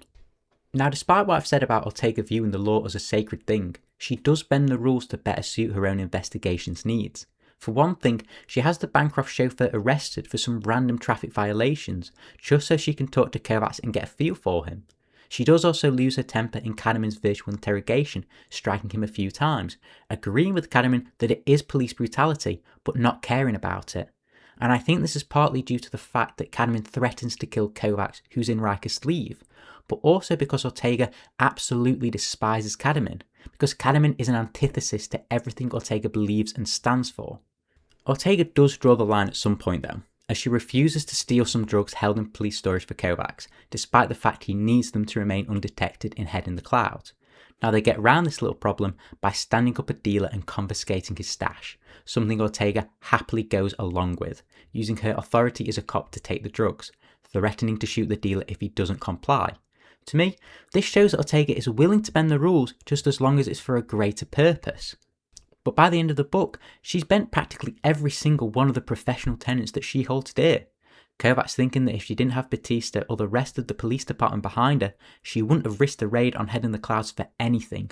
Not for Kovacs, not for Riker, not even for her unwavering hatred of the meths. Without Batista and the others behind her, she might not have risked it, even with her cordial hatred of the meths, even for Riker. Kirsten Ortega and Takeshi Kovacs' relationship picks up the emotional weight of the story. It becomes the beating heart of the book in many ways, but it's ultimately one that is doomed to fail, as there's just too many things at play for this relationship to ever have a chance at succeeding. Now, I've talked about this relationship from Kovacs' point of view in his section, how he struggles with what he feels for Ortega, unsure if it's real or a biological leftover from Riker's sleeve. Now, for Ortega, it's hard to definitively say what her feelings are, as we don't get a POV chapter from her, but I think we are still able to piece together something. Ortega slowly starts to warm up to Kovacs as the story progresses. She allows Kovacs to sit in on Kadamin's interrogation, which is the first instance of the pair agreeing to work together. And after this interrogation, Kovacs asks Ortega to work with him, to pretend that he is Riker, and this is something that makes the otherwise stoic character of Ortega visibly upset, to the point of tears. All we're talking about is a couple hours of make-believe. Is that all? She said in a voice like iron, and she put her sunglasses back on with such brusque efficiency that I didn't need to see the tears welling up in the eyes behind the mirrored lenses. But despite this emotional turmoil, Ortega agrees to do it, as she sees this as a way to nail Kadamin, which is an example of the woman putting a dogged desire for justice ahead of her own personal feelings. Now, the pair bounce off each other really well, like they've been doing it for years, Kovacs going as far as to compare her to Sarah Sotchglowska. Ortega took the cue like she'd been doing it all her life, like Sarah would have done. To me, this proves that the chemistry has been there since the very start, and this chemistry translates into weaponry of all things, as like Kovacs, Ortega prefers to use heavy weapons, favouring a Smith & Wesson, the very same gun that Kovacs had used in the prologue. And during their time together, Ortega ends up taking Kovacs to a seafood ramen restaurant, with the justification being that she figured anyone out of Harlan's world would like it. Now, it might be an inconsequential thing, but the fact that Ortega specifically chooses a restaurant that is reminiscent of Kovacs' homeworld shows that she is conscious of Kovacs. And this choice definitely means a lot to Kovacs, as it takes him back all through his memories to Harlan's world, to New Pest on a Friday night outside Watanabe's. And it's during this meal that the two open up to one another, Kovacs admitting to having a fear of heights, and Ortega revealing that she was born on the 9th of January, Understanding Day, a day when the human race was able to communicate with whales, named after a scientist who was on that team. And a side note about Understanding Day, this is the only piece of information we get on it in the entire series, and it's bugged me ever since I've read this book, because you can't just say, oh, we can talk to whales, and then leave it at that. Okay, that's not just fair. That's not fair. Anyway, when Kovacs brings up Riker, Ortega refuses to speak about him, and the conversation turns icy. It's after this meal that we see an example of Ortega acting automatically around Kovacs, acting as if he's Riker. Ortega leaned across me to peer up at the ship's superstructure. I pushed myself back in the seat a little, discomfort in equal parts by the pressure of a lithe torso in my lap and my slightly overfull stomach. She felt the movement, seemed to suddenly realise what she was doing, and pulled herself abruptly upright again. I don't think it's a coincidence that Ortega does this right after having a meal and a pretty open conversation with Kovacs. Her barriers are slowly starting to break down, and they need to be put physically back in place. As on the flight back to the Hendricks, Ortega is withdrawn and monosyllabic, Kovacs theorising that the strain of reminding herself that I was not Riker was beginning to take hold. And as the pair continues to work together, the chemistry only grows between them. They end up in a firefight and work well together again. And when Kovacs realises it's a trap, he pushes Ortega out of the room, telling her they have to go. And Ortega doesn't argue with Kovacs. She trusts him enough at this point to accept what he's saying without complaint. And it's following this that Kovacs speaks about the Patchwork Man, with Ortega interrupting to tease Kovacs in an attempt to lighten the mood. Do you want to hear the story or not? Ortega's mouth quirked at the corner. She waved me on with a cigarette. I think this is all starting to show Ortega warming up to Kovacs, that she's actually enjoying his company. And this all comes to a head when Kovacs returns from his meeting with Kawahara. He meets Ortega on a yacht, where Ortega greets him with a slap. And this is because Ortega has the Hendricks' hotel footage, and knows Kovacs and Miriam have slept together. The fact that she has such a physical reaction to this speaks about her conflicting emotions when it comes to Kovacs and Riker. I think she's both disgusted at Kovacs for sleeping with a meth and also jealous of what she sees as adultery, as strange as that may sound. And I say this because later on when Kovacs brings Irene Elliott out of storage and takes her to see her husband, after sleeping with her husband, Irene admits to feeling like he's been unfaithful to her, like she's been unfaithful, because she's not in her original sleeve. I slept with my husband, and I feel like he's been unfaithful to me. A choked laugh. She smeared angrily at her eyes. I feel like I've been unfaithful. And I think this explains partly why Ortega acts like she does. She feels betrayed in an inexplainable way. It's at this point that Ortega and Kovacs sleep together, and it's also the point where Ortega's walls finally break down, as after the event, she's warmer to Kovacs, she's more open with him, and the same can be said for Kovacs, as he ends up telling Ortega everything about his meeting with Kawahara the following morning. And it's after this that they end up going back to the Hendricks, where Ortega starts to mess around in the kitchen, cooking something. And it feels like domestic bliss for Kovacs, it really does. And it shows just how comfortable Ortega is with Kovacs. And I think this change is due to something Kovacs talks about earlier on in the book, when he's sleeved as a woman. He thinks about the fact that to be a woman is a sensory experience, one that runs far deeper than what it means to be a man. Touch and texture ran deeper, an interface with the environment that male flesh seemed to seal out instinctively. To a man, skin was a barrier, a protection. To a woman, it was an organ of contact. As a man, I feel that this is something that's very difficult for me to understand. Now, I'm not a woman, so I can't really say if this is true or not. But it's clear that after sleeping together, the bond between the pair has deepened to what feels like an almost spiritual level. And it's something that greatly affects Ortega for the rest of the story. It being something that she can't and doesn't step back from. To do so would be to orphan what happened. At this point, we can confidently say Ortega probably has strong feelings for Kovacs himself, not just because Kovacs is in Riker's body, though that continues to be a relevant factor in their relationship. And the thing that solidifies this for me is something Ortega says to Kovacs when they talk about the possibility of stopping, of leaving Kawahara alone, something that is a quiet admittance of her true feelings for Kovacs. Damage to Riker's sleeve, you mean? She looked at me. No, I don't mean that. But like I said, this relationship is doomed to fail. As with the death of Kawahara, Riker is cleared of all charges and set to be released.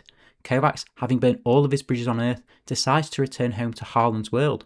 At the very end of their relationship, holding on to each other will do nothing but hurt them both, and they are left with no choice but to let go. And I think it's one of the reasons why Kovacs tells Ortega to get to the next screen, to move forward. But despite this, it's not an easy thing for Ortega to do. And when Kovacs tells her that Riker won't need cigarettes anymore and to keep him off them, she abruptly kisses him, somewhere between mouth and cheek, in one final act. She blinked and kissed me abruptly, somewhere between mouth and cheek. It was an inaccuracy I didn't try to correct either way. I turned before I could see if there were going to be any tears and started for the doors at the end of the hall. I looked back once.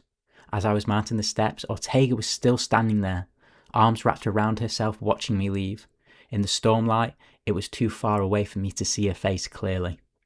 The fact that we can't see Ortega's face here, that we can't see if she's crying or not, and that she doesn't beg Kovacs to stay, speaks volumes for her character at the very end.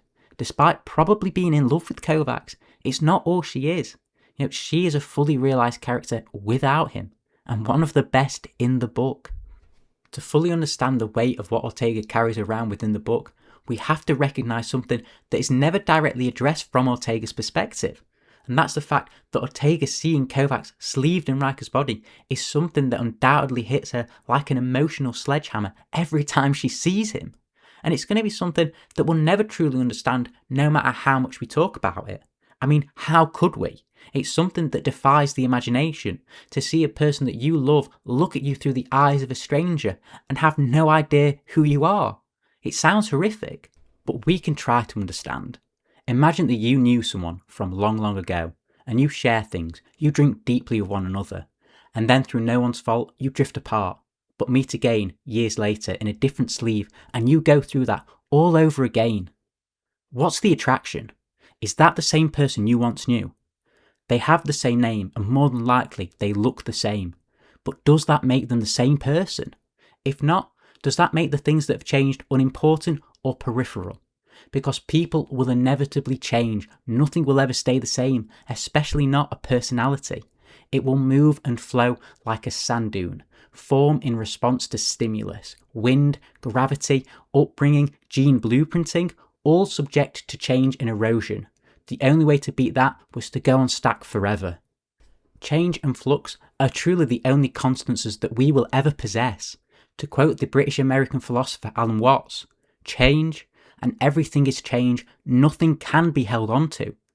And this is something that permeates throughout the book, how this constant change links us to the connections that is shared between humans. If you couldn't even meet the same person twice in one lifetime, in one sleeve, what did that say about all of the families and friends waiting in Download Central for someone they once knew to peer out through the eyes of a stranger? How could that even be close to the same person? And where did that leave a woman, consumed with passion for a stranger wearing a body she once loved? Was that closer or further away? I truly don't know.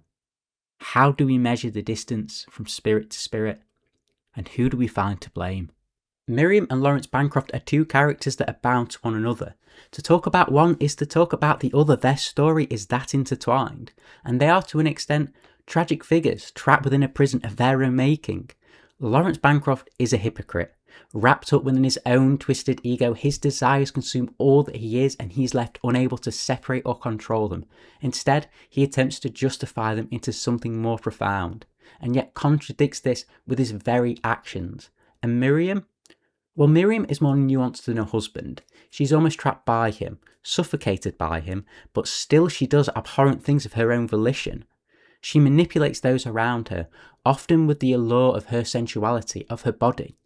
And I do understand that saying Miriam using her body as a weapon might sound somewhat reductive for her character, but it's the very thing that defines her. It's almost like her power and her prison. But under that for Miriam, there's this grief, there's this loneliness that leaks out of her, and it's something that makes her feel a sympathetic character and makes you hate Lawrence Bancroft all the more. And the way that these two characters are introduced to us actively reinforces this, as Miriam is introduced with a very overt focus on her beauty. Great care is taken to describe how she looks. She's one of only two characters in the entire book described in such detail, the other being Kadamin. And the reason for this overt description is because her beauty is her most defining trait. In the world of Altered Carbon, her body is used to sell products to people. She is a model of perfection made flesh. She was beautiful, in a sun, sea and sand sort of way. The sport shorts and leotard she was wearing displayed the fact to maximal effect. Golden hair brushed her shoulders as she moved, and the shout gave away a glimpse of milk-white teeth. There was a finely toned muscle in her legs, and a substantial bicep stood out when she lifted her arms. Exuberant breasts strained the fabric of her leotard, and I wondered if the body was even hers. The tragic thing about this description is that her body might not even be her own original one. And if that's the case, it means that the thing that defines Miriam Bancroft isn't unique to her. And there's one other thing that stands out to me in this first description of her, and that's despite this veneer of perfection she projects, Miriam cannot hide the fact that her eyes reveal how old she truly is.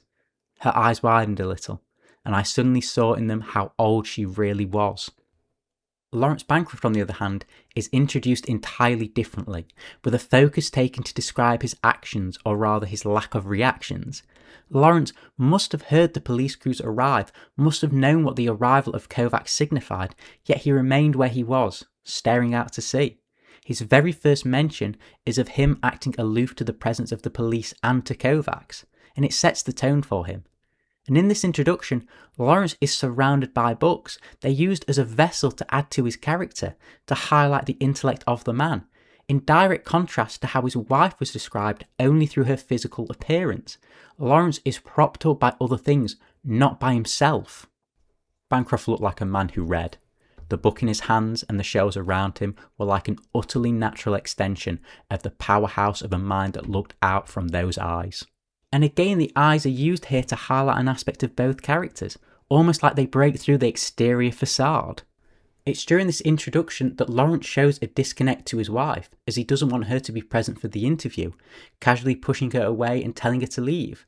And when Kovacs mentions that he's likely to have questions for Miriam, Lawrence stirs. It's not what he wants at all. And he explains this to Kovacs by saying that after 250 years of marriage, my relationship with Miriam is more politeness than anything else. The interview with Lawrence Bancroft is remarkably uninteresting in the grand scope of Kovacs' investigation. Instead, it serves to highlight who Lawrence Bancroft is. First and foremost, Lawrence Bancroft is a man that has more money than makes sense. He has multiple children, 27 sons and 34 daughters. He tells Kovacs that when you have the leisure and the wealth, bringing children into the world is pure joy. There's an underlying arrogance in that statement, and I think a hint at his sexual insatiability. He speaks with pride about having this many children, like he's proud he can afford to have this many. And it's not lost on me, a comparison I could make with a current trillionaire at this point, who also has a shit ton of kids. Now bear in mind that I'm making an assumption here that these 61 named kids are the ones he has with Miriam Bancroft. Christ knows how many more he has running around all over the world. And the arrogance he has when speaking about his children is something that leaks out into the rest of his interview with Kovacs. He dismisses Kovacs' suggestion of suicide, arguing that he is not the kind of man to kill himself, and even if he did, he wouldn't have screwed it up in the way that it had been screwed up. I'm not the kind of man to take my own life, and even if I were, I would not have bungled it in this fashion. And I find this amazingly ironic, seeing as that is exactly what happened. And this arrogance translates to his views on the police, to Kristen Ortega. To Lawrence, the police have no respect for him. He motions to a 700-year-old tree on his property, something that has stood there seemingly forever. It's something that he believes should be treated with respect and reverence. He sacked a design engineer who planned to chop it down. That engineer was a man in his 30s, and to him, the tree was just an inconvenience. It was in his way. The fact that it had been part of the world for over 20 times the length of his own life didn't seem to bother him. He had no respect. To Bancroft, he is that tree. He believes himself outside the normal requirements for good citizenship. This is pure arrogance, but despite this blatant self-superiority that Lawrence possesses, he does something seemingly paradoxical to the man he portrays himself to be. He lies. And I'm not talking about a white lie or anything of that calibre. No, I'm talking about something that is far, far bigger and far more consequential than that. His lies hinder Kovacs' investigation, and his refusal to tell him vital information leads to Kovacs' apprehension at Jerry's close quarters and to his ensuing interrogation in virtual, all stemming from the fact that Lawrence lies to Kovacs in regard to his sleeve, stating that he didn't involve himself too much in the details, tasking his lawyers instead to find something suitable for Kovacs to use. The truth is that Lawrence purposefully selected Elias Riker's sleeve from a selection of better alternatives to purposefully spy Ortega and to teach her a lesson. Lieutenant Kirsten Ortega made her prejudices quite clear the moment she stepped into my house. She was unhelpful in the extreme. She lacked respect. It was something I remembered, an account to be adjusted. When the shortlist Omo provided me with included Elias Riker's sleeve and listed Ortega as paying the tank mortgage, I saw the move as almost karmic. It dictated itself. This is nothing more than a childish action, done with the explicit intention of hurting someone else, and I do not think for a second that Lawrence would have cared if Kovacs died in Riker's sleeve. Instead, I believe he would have seen it as justice. He would have either hired another investigator or stopped it entirely, because the only reason he hired a private investigator was to spite the police. And it's not just me who thinks this is a childish action. Kovacs also thinks as much, calling Lawrence Bancroft out on this. A little childish for someone your age, don't you think? And Kovacs has more reason than anyone else to be pissed off with Lawrence Bancroft, as the meth has withheld vital information that has forced Kovacs to fumble around in the dark. And what does Lawrence Bancroft do in response to this? Well, first, he continues to deny it, saying that he thought Riker's sleeve was a good fit for the investigation and had nothing to do with Ortega whatsoever. And when Kovacs obviously doesn't buy it, Lawrence turns it back onto him, refusing to take any and all accountability for what he did. Instead, he accuses Kovacs of being childish for his part in the revenge killing of General McIntyre, the man who oversaw the massacre at Inenin and was later exonerated of all blame by a UN court of inquiry. Childishness is a common enough sin amongst humans. Perhaps we should not be so quick to judge. Along with lying to Kovacs about Riker's sleeve, Lawrence withholds his preference for whores and prostitutes. He dodges Kovacs' questions regarding his use of confidential taxis, as this would expose him. Instead, Kovacs has to essentially pry the information out of Prescott, and it's only when they've exhausted all leads and Kovacs brings up Lila begging that Prescott finally relents and acknowledges that Lawrence continues to use prostitutes.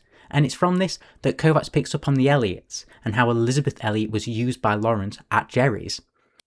There's something that really confused and annoyed me when I was first reading this book, and that's why does Lawrence Bancroft do this? Why the hell does he withhold information, and why does he lie? He's one of the most powerful men on earth. What reason does he have to do any of this? And it's because he's ashamed. He's ashamed of what he does. He's ashamed of his base desires. But cornered with nowhere to hide, he's finally honest. He finally admits his sordid desires to Kovacs, but does so in a very strange and very revealing way. Have you ever come in a woman's face? Is a question Bancroft asks, and one that took both me and Kovacs off guard. And Bancroft uses this question to talk about two distinct things: the difference between Earth and its colonies' culture, somehow, and more interestingly, in the scope of Bancroft's character, his relationship with his wife and his sexual desires. And Bancroft explains it to Kovacs like this: there are things, desires within all of us that are better suppressed, or at the very least, cannot be expressed in a civilized context. This is Lawrence explaining his going to prostitutes. His desires are uncivilized. They're unfitting for a man of his standing. To have lived for well over 250 years, you have to imagine all manner of dirty and degrading fantasies will have infected each one of his sleeves, every new one unlocking something more depraved. As both Lila Beggin and Victor Elliot tell Kovacs, Lawrence Bancroft needed to degrade Mr. Kovacs. That's what got him hard. She told me what he'd done. Dirty things, he said. She said he needed them. Badly enough to come back. Badly enough to pay. Lawrence Bancroft uses these desires to talk about his wife, about how spending 250 years with someone changes your perception of them. And according to Lawrence, it goes beyond love, and it becomes a veneration, a worship of this person. You respect your partner more than anything else in the world. So how do you rectify this with the base desires for the flesh, with your own overwhelming lust? To Lawrence Bancroft, you can't. It's impossible. How could you conceivably think of staining something so pure? 250 years is a long time, Mr. Kovacs. Time enough for a very long list of dirty, degrading fantasies to infest the mind and titillate the hormones of each fresh sleeve you wear. While all the while, your finer feelings grow purer, more rarefied. Do you have any concept of what happens to emotional bonds over such a period of time? In the end, if you endure, if you beat the boredom and complacency, in the end, what you are left with is not love. It's almost veneration. How then to match that respect, that veneration with the sordid desires of whatever flesh you are wearing at the time? I tell you, you cannot. And yet, in the same breath as Lawrence saying all of this, he acknowledges that Miriam may have her own affairs, and if she does, why should he care? Mr. Kovacs, I am many things, but I am not a hypocrite. It is flesh, nothing more. Miriam and I understand this. Lawrence Bancroft is quite frankly full of shit. That whole monologue he speaks to Kovacs is nothing more than to soothe his own fucking ego. It's to justify his actions to himself and to Kovacs. Because there's one thing that all of these prostitutes have in common. They all look like Miriam Bancroft. Miriam Bancroft, as I said before, is an extremely beautiful woman. But what's more is that she is aware of this. Throughout the story, she is constantly using her body as a weapon, using it to aid in her manipulations. Because underneath that flawless skin she wears, there is a conniving creature of spite. And despite how much I despise both of the Bancrofts, I find myself having a little bit more sympathy for Miriam. That's not to say I think her a victim, because she is definitely not one. Now, Miriam's manipulations arrive the moment she is alone with Kovacs, as she uses her body to distract him, showing off her figure for him, knowing he is freshly sleeved with hormones going haywire, or just to keep him on the back foot for as long as possible. This manipulation continues into their hookup at the Hendricks, as Miriam asks Kovacs to stop his investigation, saying that if he does, she'll take him to a private island she owns, where he'll be able to enjoy multiple different versions of her. And it's during this hookup that a slight crack appears in Miriam's shell, arriving first in a slight fraying in her relationship with her husband. She vocalises the fact that Kovacs was dragged to earth unwillingly and shouldn't really have allegiance to Bancroft, as he gave Kovacs no choice in his employment. No one could say you were honour bound, she tells him. And this is followed up in a brief moment of vulnerability, as I think Miriam reveals what it's like to be a meth over 250 years old, watching the world age past you while all you remain is stagnant. But you don't stop caring, you see it, all sliding past you, and all you want to do is grab on, hold on to something, to stop it all, draining away. And though Miriam continues to be manipulative after this encounter, she softens to Kovacs. She is genuinely happy to see him again at the Bancrofts' estate, teasing him after her game of tennis. Mr. Kovacs, her eyes widened the slightest bit. Did you enjoy watching? Now I do believe that Miriam develops something for Kovacs, a fondness if you will. Despite Kovacs' firm rejection of Miriam's offer, she is more than willing to meet back up with him after he concludes his investigation. And she's more attentive to the injuries that are seen on Kovacs' face than Kovacs expected her to be. And this fondness appearing to have deepened after the events on the island, events that the Kovacs we're with can't remember. He raised a hand to one of the emerging facial bruises. In the low light of the room, he had not expected it to be so noticeable, nor had he expected Miriam Bancroft to be so attentive. In Kovacs' final meeting with Miriam, after the island adventure, there's something between them, something that wasn't there before, showing in the little actions between them. She poured herself a glass without offering me one, a tiny casualness that spoke volumes about what had happened between Miriam Bancroft and my other self. Miriam's manipulations continues throughout her affair with Kovacs. She intentionally sends the chauffeur Curtis to the Hendricks to get an answer out of Kovacs, knowing full well that he is wrapped around her finger and will go undoubtedly looking for a fight, which is exactly what he gets. Now Curtis and Kovacs aren't the only people Miriam manipulates within the book. Her most egregious manipulation comes in the form of a desperately poor young single mother, Cheryl Bostock, an employee at Psychosec, a re-sleeving facility owned by the Bancrofts. Miriam convinces Cheryl to inject Lawrence's clone with a hormone enhancer with the street name of Stallion, knowing full well what will happen to the next whore her husband sleeps with, as she's completely aware of her husband's habits. And what does Miriam offer Cheryl to get her to do this? The only thing she can. Herself. Miriam gives Cheryl her sleeve, allowing her to get into the Bancrofts' clone vault, and then takes the woman to her island, offering her a glimpse to the gates of heaven, only to then slam it shut in the poor woman's face. As when Kovacs goes to meet Cheryl Bostock, she is living in a shabby apartment in a poor quality synthetic sleeve. To go from a body like Miriam Bancroft's to a tatty, not even human sleeve has to be the worst come down anyone will ever experience. It's like going from seeing the world in a beautiful, vibrant, full colour to grainy black and white. And Miriam targeted Cheryl because she was easy, because she knew if she dangled her top-of-the-line body, nobody would resist. And in this sense, she's just like Kawahara, just another meth, moving the little people around like pieces in a puzzle. And although Miriam's manipulation of Cheryl Bostock is a very ugly example to use, it's not the most revolting thing this woman has done to another person. The worst involves Lila Beggin, because Lila Beggin was pregnant, 7 months to be precise, until she lost the child after a bathroom encounter with Miriam Bancroft.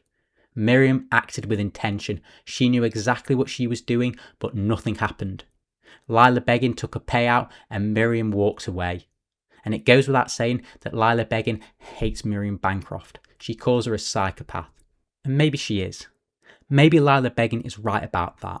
What Miriam Bancroft did was abhorrent, make no mistake. And whether the child was Lawrence Bancroft's or not is completely irrelevant. What's relevant is what Miriam did, and the relationship between Miriam and Lawrence. Lawrence may say he thinks of Miriam reverently, worshipping the ground that she walks on, but his actions show otherwise. And Miriam definitely does not feel the same. I think she despises her husband. She despises his use of whores and despises what he has become, because she works with Kawahara in the end. She doses her husband up to the eyes with Stallion, knowing he will have a meeting with Kawahara aboard Head in the Clouds, and won't resist taking advantage of the whorehouse. And Bancroft does. He sleeps with a whore provided by Kawahara, one that has been enhanced to look like Miriam Bancroft, and in the throes of passion, he kills her. strangling the life out of the poor Catholic girl Marla. This being the reason as to why Bancroft killed himself. All because of Miriam's actions, all because Miriam Bancroft wanted to hurt her husband. Why did Marla have to pay for your husband's infidelities? It was the only way I could think of to hurt him. In the end, Miriam doesn't leave her husband. Instead, in the final meeting she has with Kovacs, she asks if he ever considered if Lawrence felt guilt over his actions, over the killing of Marla, that his suicide was his own personal punishment, that he was not trying to get away with Marla's murder.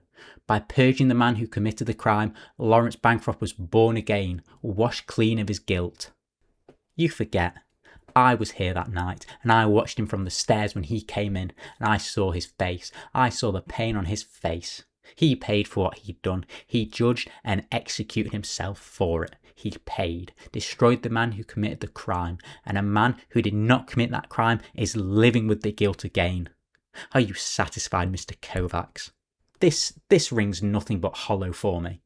Because what about the other crimes these two have committed? Have they been punished for them? Absolutely fucking not. Lawrence had a hand in the death of Elizabeth Elliot, and Miriam is responsible for the death of Lila Beggin's child, and neither of the pair have faced justice for their actions. This talk of guilt means absolutely nothing.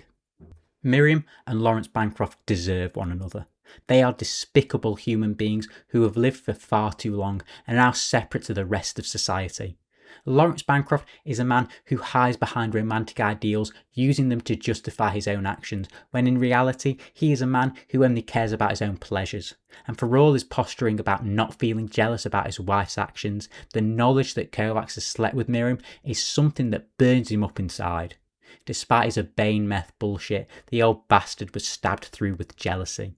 And Miriam Bancroft is a vile, manipulative woman, and yet for some fucking reason I still feel a little bit of sympathy for her. And despite all that happens in the book, they remain in the same stagnation they were in at the very start, and in the end they're exactly like Kawahara, just a pair of meths pretending to be better than everyone else, when in reality they're just a pair of empty shells. Kadamin, otherwise known as Dimmy the Twin, is to me the most fascinating and intriguing character in the whole book, probably in the whole trilogy, and the fact that we only spend such a short amount of time with him is a travesty. Kadamin is the embodiment of chaos, of anarchy made flesh in the world of altered carbon. He is the very concept of stretching your consciousness across multiple different sleeves, the very embodiment of the world's central technology taken to its extreme limits. Kadamin represents what humanity is capable of in the world of altered carbon, and regardless of whether that is a good or a bad thing. And along with this, Kadamin is a twisted reflection of Kovacs. Both are shaped by the philosophies of Quell, both arriving at opposite conclusions. Kadamin is what Kovacs could or still could become, and their confrontation in the book is not just a physical contest, it's an ideological one, it's spiritual. Now, I will readily admit that when Kadamin was first introduced, I didn't really think much of him. I assumed that it was a character added simply to create early tension, a robbery gone wrong in the Hendrix lobby, a way to show just how lawless this version of Earth is, add to the stakes. And when Ortega speaks more about Kadamin, who he is and what double sleeving is, I thought, wow, that's a pretty interesting concept. It's a manipulation of the technology used in the series. And it was only when Kadamin was introduced properly in Virtual Police Storage that I realised just how fascinating he was. Because in a virtual format, your avatar is built from your own self-perception, and oftentimes that means your own virtual self is a recreation of your current sleeve, with a few minor changes here and there. When Kovacs and Ortega fully form in virtual, their recreations are a perfect copy of their current sleeves. And Kadamin's a different beast altogether. Kovacs describes Kadamin here as the patchwork man, and I can think of nothing better that fits the character, because Kadamin is an amalgamation of all the sleeves that he has ever worn. The man in front of me was different. His frame was that of a Caucasian Nordic, topping mine by nearly 30 centimetres, but the face was at odds. It began African, broad and deep ebony, but the colour ended like a mask under the eyes, and the lower half was divided along the line of the nose. Pale copper on the left, corpse white on the right. The nose was both fleshy and aquiline, and mediated well between the top and bottom halves of the face, but the mouth was a mismatch of left and right sides that left the lips peculiarly twisted. Long, straight black hair was combed mane-like back from the forehead, shot through on one side with pure white. The hands, immobile on the metal table, were equipped with claws similar to the ones I'd seen on the giant freak fighter in Licktown. But the fingers were long and sensitive. He had breasts, impossibly full, and a torso so over-muscled. The eyes, set in jet skin, were a startlingly pale green. Kadamin doesn't just break with the conventional perceptions of the physical, he defies it, his very existence spitting in the face of the established norms. He has transcended beyond the restraints of the self, abandoned all attachment to the ego. He is chaos. His self-image is proof of that, and Kovacs is right. In an earlier age, he would have been a shaman. Here, the centuries of technology had made him more. An electronic demon, a malignant spirit that dwelled in the altered carbon and emerged only to possess flesh and wreak havoc. He would have made a fine envoy. A living, breathing nightmare. And I think at this introduction, Kovacs is impressed with Kadamin, because let's remember, Kovacs is no stranger to using multiple sleeves. Being an envoy meant Kovacs had to jump from sleeve to sleeve, adapting to each and every one. But despite this, Kovacs still suffers from sleeve rejection. Throughout the course of the book, he has multiple out-of-body experiences while using Riker's sleeve. And when in virtual, he's normal. He's not a past merger of all his previous sleeves. Seeing Kadamin in interrogation, I think there's a bit of professional respect there. And Kovacs admitting that he would have made a fine envoy is the highest praise he could ever give. Kadamin's appearance already shows him as a completely and utterly unique character when in comparison to the others of the book. Both his general personality and his opinions on sleeving furthers this difference, because Kadamin seems to be the only character that truly understands just what the technology of the Cortial stack is capable of, what it can achieve, how it can free people from the limitations of their bodies to raise them up into something else, something beyond human. We sit here, 3 silhouettes carved from electronic sleet in the different storm, and you talk like a cheap period drama. Limited vision, Lieutenant, limited vision. Where is the voice that said altered carbon would free us from the cells of our flesh? The vision that said we would be angels? This exasperation that Kadamin chides Ortega with is a beautiful example of it. He's almost annoyed that Ortega can't see beyond a simple application of the technology that surrounds them. I mean, they sit in a virtual format, their consciousness uploaded to a digital storm, a technology so advanced, it's fantasy to us in 2026. And Ortega can't see beyond a simple interrogation. There's no wonder why Kadamin says Ortega has limited vision. And the use of the word angels is also telling, especially in the context of how the Catholics view the stack in storage, how it's a blasphemy. Here is Kadamin saying that they could become angels if they choose, standing on the same level as God, freeing themselves from his shackles of his control. This is in keeping with Kadamin's own philosophical views, in line with his leaning towards Quell and her ideas as well. Forefront on this is Kadamin's uncompromising views on self-determination, one that is represented in how he appears in virtual, but also shown in how he first speaks to Kovacs. He tells Kovacs that he doesn't have to speak if he doesn't want to, that only the slobs get their virtuality edited, going on to say that Kovacs could be a dog for all he knows, one that has been trained to speak in virtual. Oh, the cruidity. This man, this woman maybe, or yes, even a dog could be trained to say as much as he has said. To Kadamin, I think that being walked over, dominated and controlled by another person, or even another organisation, makes you unworthy, and it makes you a failure. Because to Kadamin, that means you're giving away your self-determination. You're becoming nothing more than a barking, subservient dog. And in calling Kovacs a dog, he's saying that Kovacs is nothing more than a pawn being moved around. Now, Kadamin knows that Kovacs is an envoy, and he's probably aware that he's from Harlan's world, but he's under the assumption that he's willingly working for Bancroft. And as a follower of Quell, I think that Kadamin sees this as a betrayal. Kovacs is turning his back on Quell, his fellow Harlanite.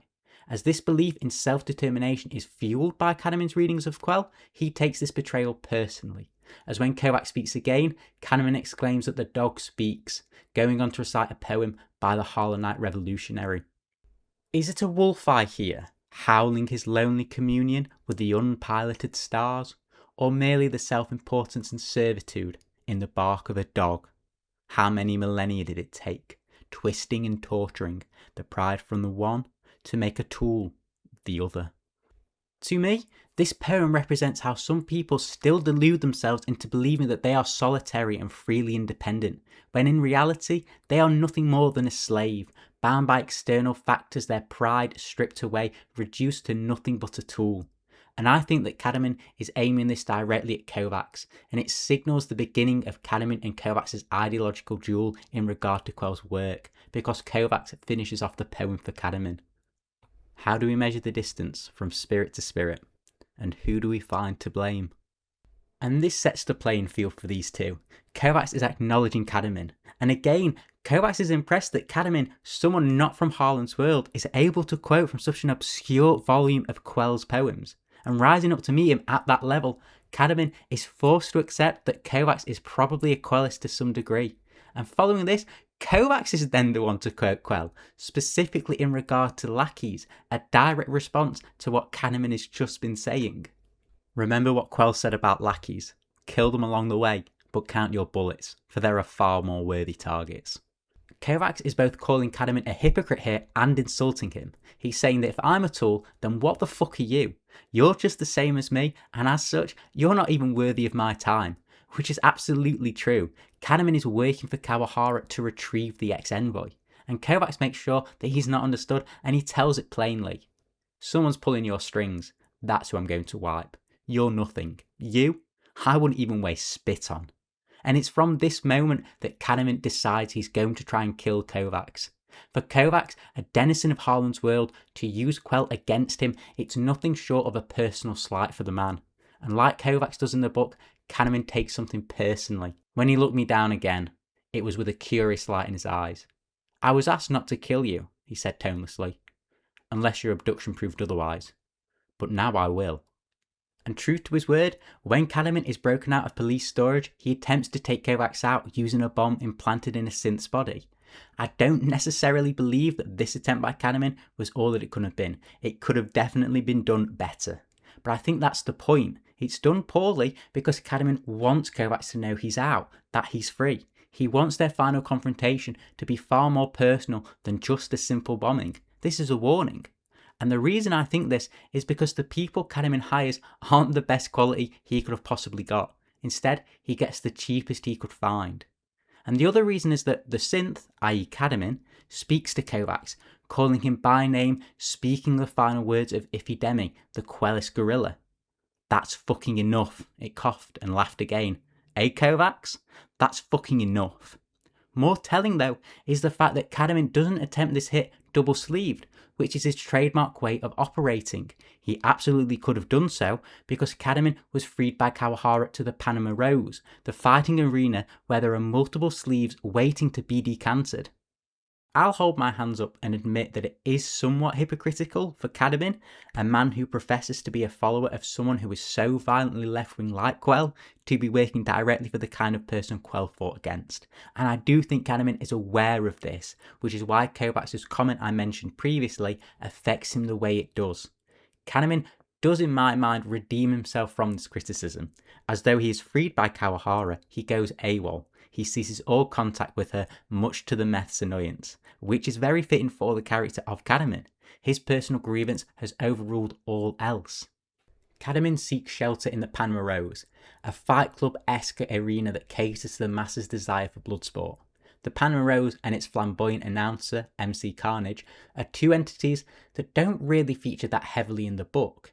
Instead, they act mainly as a stage for Kadamin and Kovacs' fight, a fight that has a lot of underlying meaning for the pair, though I do briefly want to talk about the Panama Rose and MC Carnage, as they do tie in with Kadamin's character. Now, where Kadamin is unwavering in his belief of Quell, taking her writings to heart, not influenced by anything else at all, the Panama Rose and its announcer, they cannot say the same. They are influenced by external factors of the trends and the preferences of the public, of consumers, changing to fit whatever the current fascination is. And in the current story, the current chic is shabby. Crude's the in thing. Last season it was neon signs, but even that's not cool enough now. You know, even the announcer fits the bill for being decrepit, because he's sleeved in a synthetic one that's falling apart. Coarse black hair, slack silico flesh, smooth lineless hands, arms slightly wrong, reminiscent of snakes rather than limbs.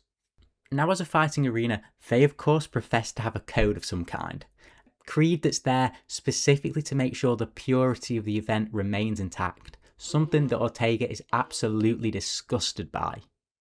Even with the distortion of the echoing corridor, I could hear Ortega's lip curling in the tone of her voice. That's how the scam works, see. First they set up the creed. The creed? Yeah, creed of purity or some kind of shit. And unlike Ortega and Kadamin, whose creed of justice and quellism respectively are sacrosanct to them, it's again not the same for the Panama Rose and Carnage, as they're more than happy to break their creed if they can make a profit.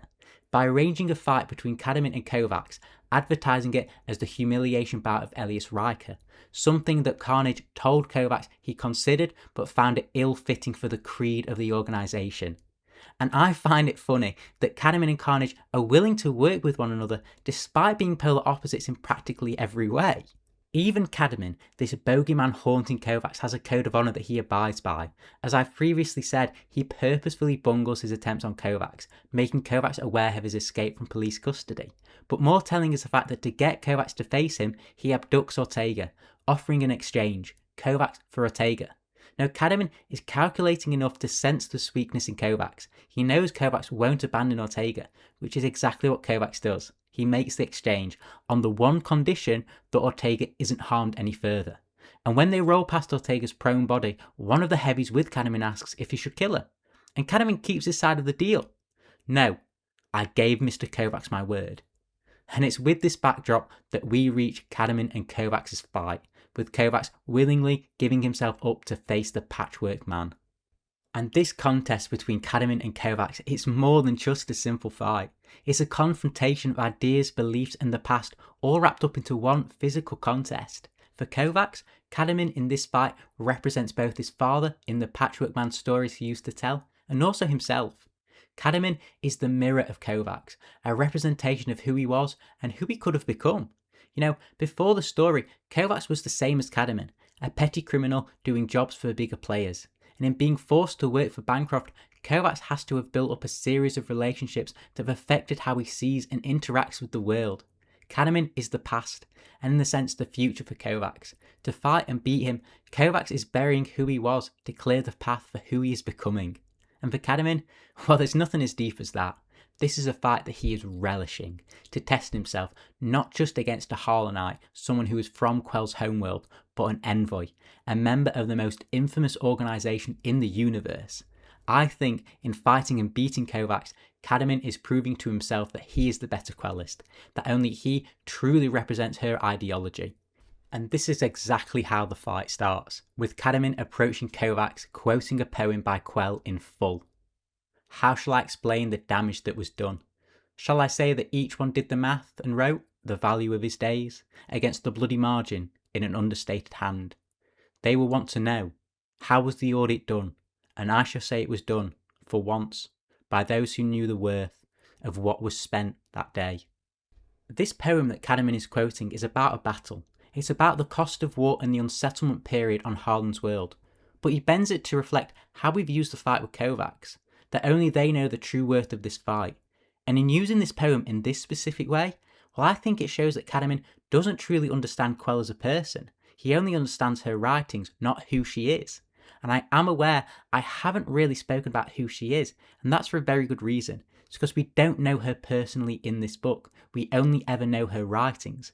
And Kadamin reflects this. He just parrots what he's read, not understanding the context of why Quell is writing. And I'm sure that some people watching this video will have been in a situation where some random fucking dude starts quoting Friedrich Nietzsche or some other philosopher like Marcus Aurelius without understanding the broader context of why they're writing or what they're even talking about. And the same can be said for this book. The only person who truly understands Quell is Kovacs, and that's because he's from Harlan's world. And I'd say Kovacs' response to Kadamin's poem and the pair's brief conversation is proof of this. If you want to lose a fight, talk about it first. But she was younger in those days, Kadamin smiled back, barely out of her teens, if the introduction to my copies of Furies got it right, that is. Harlan's world teens last longer. I think she knew what she was talking about. And the fight itself is pretty one-sided. I've spoken about it in Kovacs' section, but Kadamin is in a newer and better sleeve, and he just dominates Kovacs through the rounds.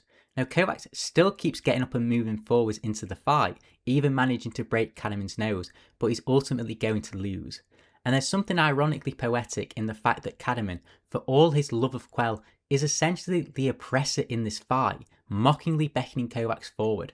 And Kovacs is the underdog, giving all he has just to land one single hit. And in the final ideological and spiritual war that the pair have, Kadamin is found lacking, ultimately losing, though not to Kovacs, instead to the relationships Kovacs has built up throughout the entirety of the book, as Kadamin is blown apart by Trep and Batista, who've been called in by Ortega. I summoned what was left from his cellular levels in Riker's body and stalked forward. Glass shattered high above the killing floor, and the shards rained down on the space between Kadamin and myself. Kadamin! I saw his eyes raise to the gantry above, and then his entire chest seemed to explode. His head and arms jerked back as if something had suddenly thrown him wildly off balance, and a detonation rang out through the chamber. The front of his G was torn off, and a magical hole opened him up from throat to waist. Blood gouted and fell in ropes. I whipped round, staring upwards, and saw Trep, framed in the gantry window she had just destroyed.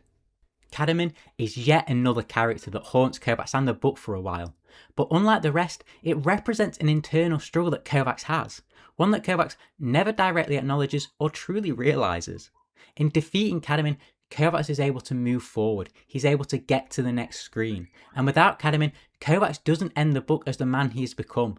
And Kadamin, he does this in such a way that it doesn't feel forced, and the book would definitely be lacking without him. His presence and appearance ask questions that poke at the very core of the book. He underlines some of the key philosophical ideas that the book is asking you to think about. Kadamin is by far my favourite character in the entirety of the Altered Carbon trilogy, and I hope that I have done him and the rest of the characters in this section the justice that they deserve, because they are worth speaking about. As I've been reading the book and writing the script, I've been thinking a lot about the overall themes of it, about the underlying concepts and philosophies that are littered throughout it. And some of what I've been thinking, well, it's naturally bled into the character sections of the video, and that was unavoidable. As the more I wrote and the more I read, the more I came to this realisation that Altered Carbon is about people, it's about humanity. But more specifically, it's about the loss of humanity, the loss of the personal self, how it is stripped away with blatant disregard. The very language the book uses is evidence of this. Bodies aren't called bodies, they're called sleeves. It's deliberately impersonal. It takes the quite frankly profound act of inhabiting another body and turns it into something mundane, like you're just changing clothes. Even how human consciousness is transported through space doesn't escape this bureaucratic paint job.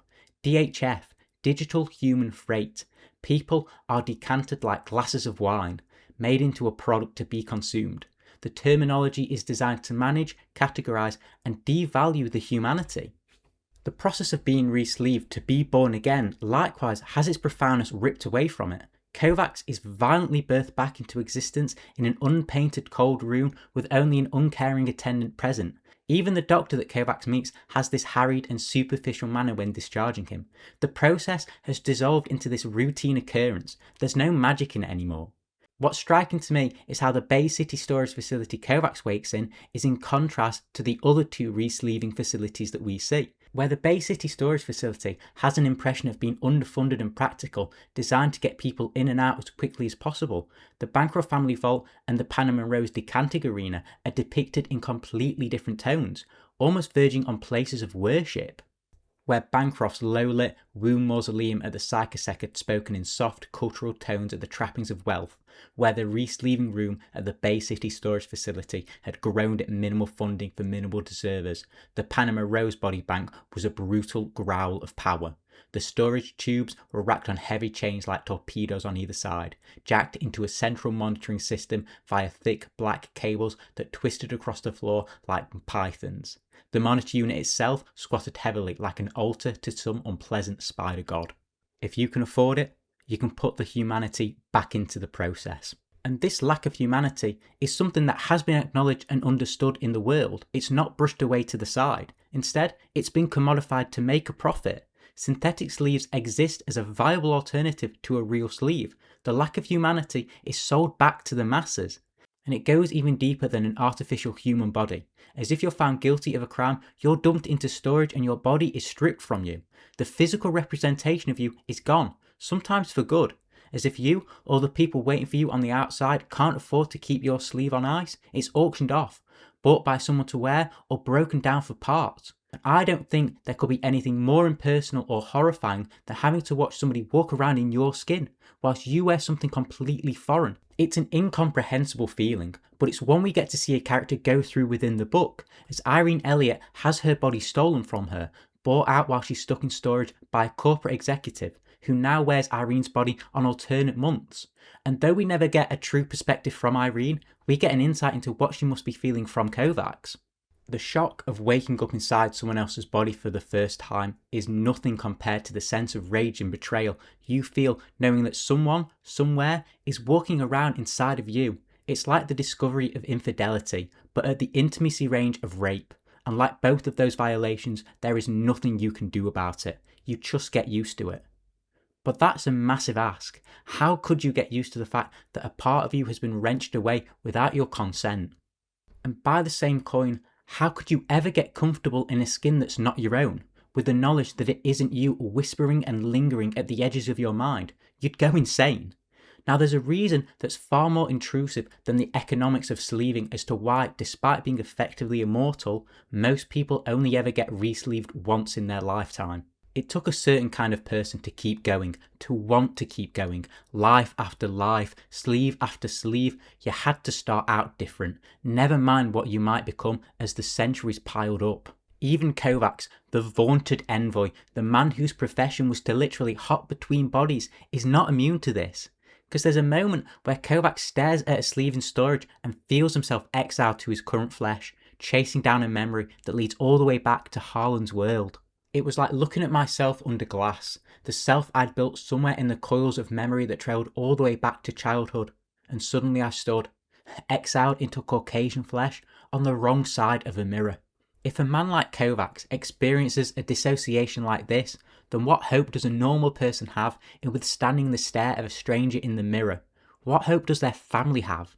And in one of the most poignant scenes of this entire book, that question is asked. And I'm just going to let the book speak for itself here. A sudden burst of crying over to my right jolted me out of the reverie. A young black woman and her 2 children, also black, were staring at the stooped, middle-aged white man standing before them in tattered UN surplus fatigues. The young woman's face was a mask of shock. It hadn't hit her properly yet. And the smaller child, no more than 4, just didn't get it at all. She was looking through the white man, mouth forming the repeated question, "Where's Daddy? Where's Daddy?"